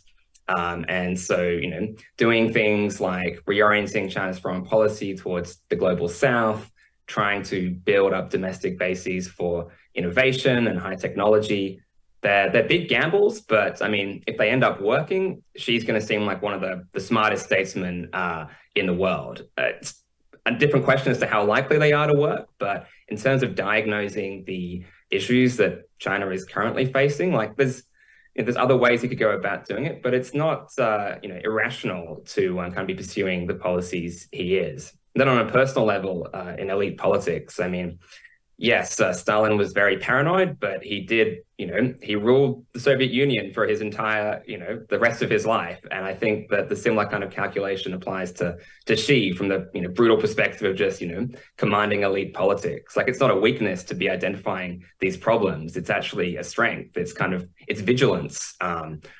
in some ways, just as much as it is insecurity, because that's just the game you're in. If you're a kind of authoritarian leader, you're not winning elections, you're trying to keep your hold on a few instruments of state power, and that's what matters. We've only got about 14 minutes left, so I had sent through some questions. I might cut a good number of those because I think realistically we've got time for maybe 2 questions. So let me start with one, and Sheena, let me start with you. I think certainly since COVID and the zero COVID policy and the sudden dramatic turnaround of it, but also as we've seen external behavior from China, sort of wolf warriorism that in many ways works against China's own interests, or the passing of the national security law while Taiwan, in Hong Kong, while Taiwan was going through an election, which resulted in, the polls shifting in favor of Tsai Ing-wen. You could go down the list where I think there has been a diagnosis that one of the reasons we're seeing poor outcomes of the Chinese system or the Xi administration is this information challenge. You hear this in various versions. This comes up in a lot of discussions of, concerns about maybe an invasion of Taiwan, where even if we think he's rational, as we've seen in the case of Vladimir Putin, making a risky invasion of Ukraine, are these autocrats getting the quote right information? So I wanted to ask you a 2-parter, and then I wanted to go to Chunhan and Neil as well. First of all, you study autocratic systems writ large, so I wanted to ask you just a general framing question of how should we think about information flows and decision making? Is this a bug or a feature of these types of regimes that information flows are highly distorted? And then as a second question, just if you could apply this to your own assessment of the Xi administration and Xi Jinping as well, do you see some of the puzzling outcomes that seem to work against China's own interest as being the product of bad information? And then if by inverse, if Xi Jinping had quote unquote good information, we would see better outcomes, or do you see something else? Yeah, I think those are a set of great and really complicated questions that are very difficult to assess in a system that is as opaque at the elite levels as China has become under Xi Jinping. So let me just caveat everything I'm about to say with the appropriate dose of intellectual humility here. In general, information problems are a feature, not a bug, of non-democratic political systems.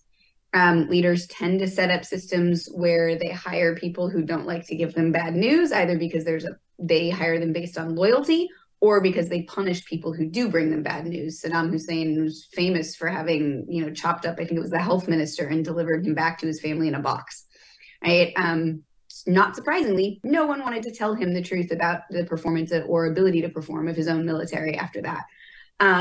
That's not so much, so I think there are some features of that we might be seeing in China, but authoritarian political systems vary in how much they have information problems and where the information problems come from, right? In China, it's been a pretty long-standing feature of Chinese politics that the center sometimes has trouble monitoring and enforcing local officials. And this is something that I think comes out in Party of One in really interesting ways. The attempt of central officials to strengthen their control over the lower levels of bureaucracy is a really interesting thread that goes through it and shows up in a number of places in the book. And I think that discussion's fascinating. So that's typically the sort of the traditional information problem that we see in China's political system. Xi Jinping and the party are clearly aware of this, right? This is not like they've never heard that they have a problem getting information from this massive system that they sit at the top of, right? And one of the things Xi Jinping did in 2015, fairly early on, when he was trying to figure out how to get control over Chinese society and the party state system, was to talk about, there's a state council directive that uses this phrase, information-based, multidimensional information-based system of prevention and control, part of which is the surveillance state. But even around, 3-4 years later, I think it was Li Keqiang, talked about how the party still had these problems of information islands, that information being collected in one system or one locality wasn't getting integrated with the rest of the information the party had, which made it very hard to use all of the information that they were collecting to actually govern. Right. And so that's a separate information problem. Somebody in the system might have the information. It's getting it to the person who actually needs it in a form they can use with all the other information that needs to be weighted in making a policy decision. Right. And so I think that just by nature of the Chinese political system, there are structural informational problems. People like Jeremy Wallace, Jennifer Pan have done some really interesting research on information flows within the Chinese political system. But I think it's actually hard to tell how much of what we're seeing in some of these decisions is a feature of flawed information versus other features of the Chinese political system. So I'll keep this short, but just take the defense minister as an example, right? The defense minister who was recently removed. There's sort of two stories, I think, about what plausibly could have happened there. And I am just wildly speculating here because I don't think we know, and maybe we'll find out at some point. And maybe Chunhan or his colleagues can tell us more at some point.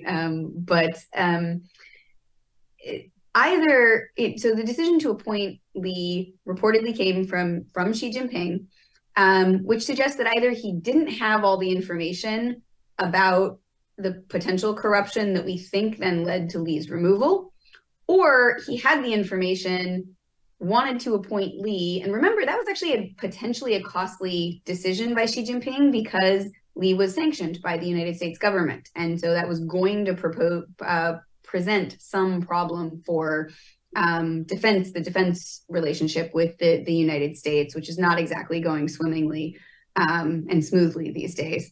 So, either he didn't have the information, which suggests the informational problem, Jude, that you raised, or I think the other hypothesis is that he had it, didn't think it mattered all that much, or thought that he could manage it, then realized that there was some cost that maybe we're not even seeing that led him to reverse course. And that's more an issue of the power that Chunhan is talking about, the power to make these very senior personnel decisions and then reverse them very quickly using the party as the lever or the mechanism of power. One is an informational story. One is a story about concentration of power, that kind of key person risk, which isn't just a succession issue. It's also about the key person risk that comes with one person not having checks and balances on the quality of their decision making. And frankly, no person makes perfect decisions, right? That is typically, in a democracy that's like the United States, that's part of why there's this checks and balances idea between the different branches of government. Other democracies do it differently, but that idea that you need to limit the flawed decision making of one individual is sort of hard baked into certain political systems. It's not in a personalist one. And so I think it's hard to tell what we're seeing, as an informational problem versus a problem of personalization. They're related, but they're not quite the same. And that does affect potentially things like Taiwan and how much confidence Xi Jinping has in the assessments he's getting from his military.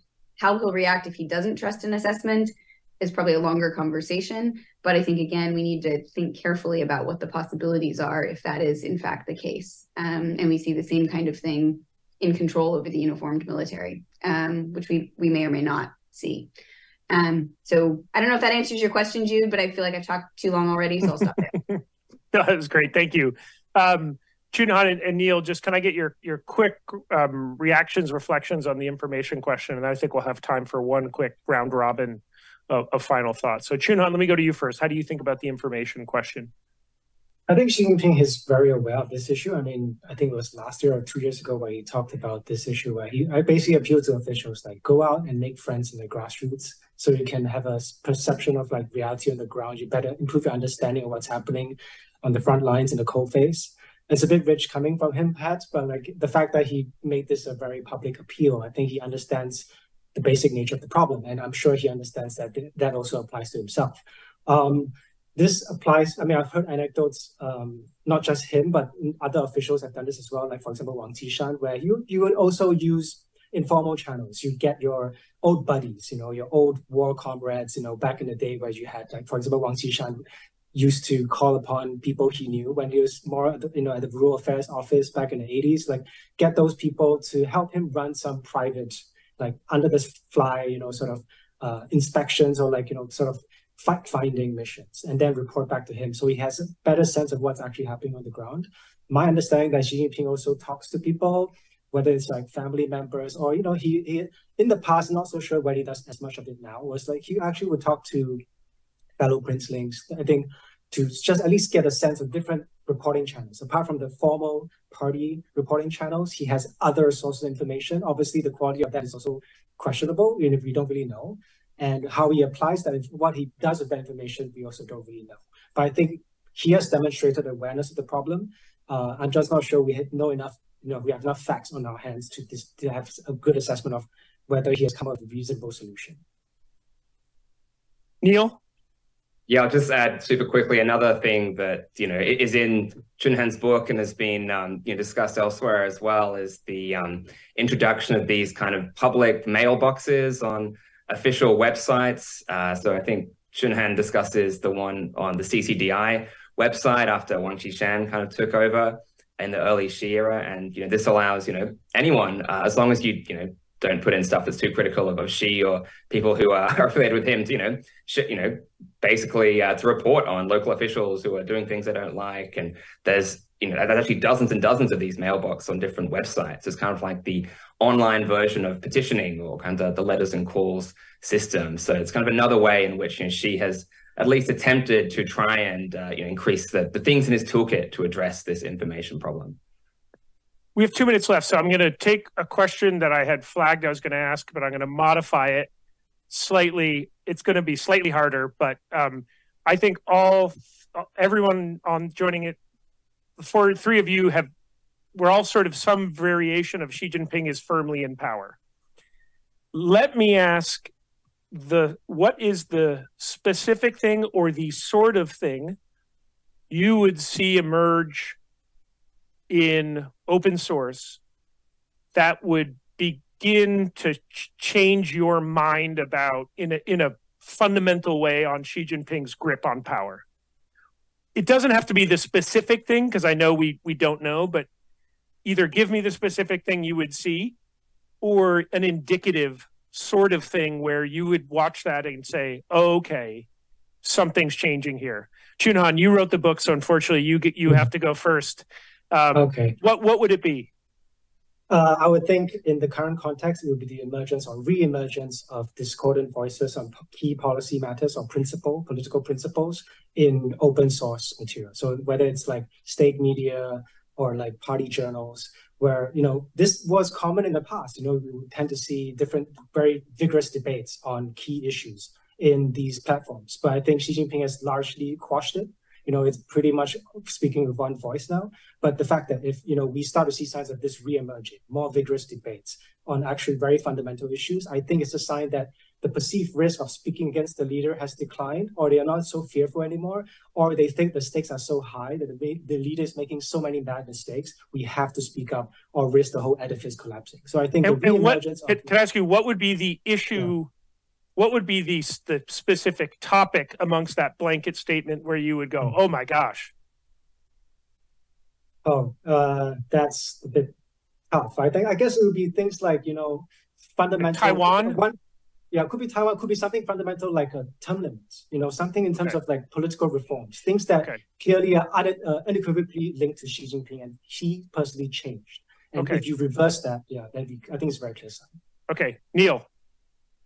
I agree with Chunhan. That would be a really big thing to watch. Another thing to watch would be personnel. I mean, the Chinese system is really important to have your people controlling the, important levers of power. So, I mean, if we started seeing, people who were affiliated with, more affiliated with, Jiang Zemin or Tuan Pai or just totally non-Xi people getting promoted into important positions, that would be, over, Xi allies. That would be an important signal, and one you'd expect to happen at the next party congress in a major way if there was some major change in the orientation of power in Beijing. Similarly, if you started seeing like a lot more focus in party media on different types of people and less focus on Xi himself, whether that's, Xi being replaced by one of his allies, like suddenly Li Qiang, or someone else is the real center of attention, but maybe it's someone different, maybe it's someone in the military.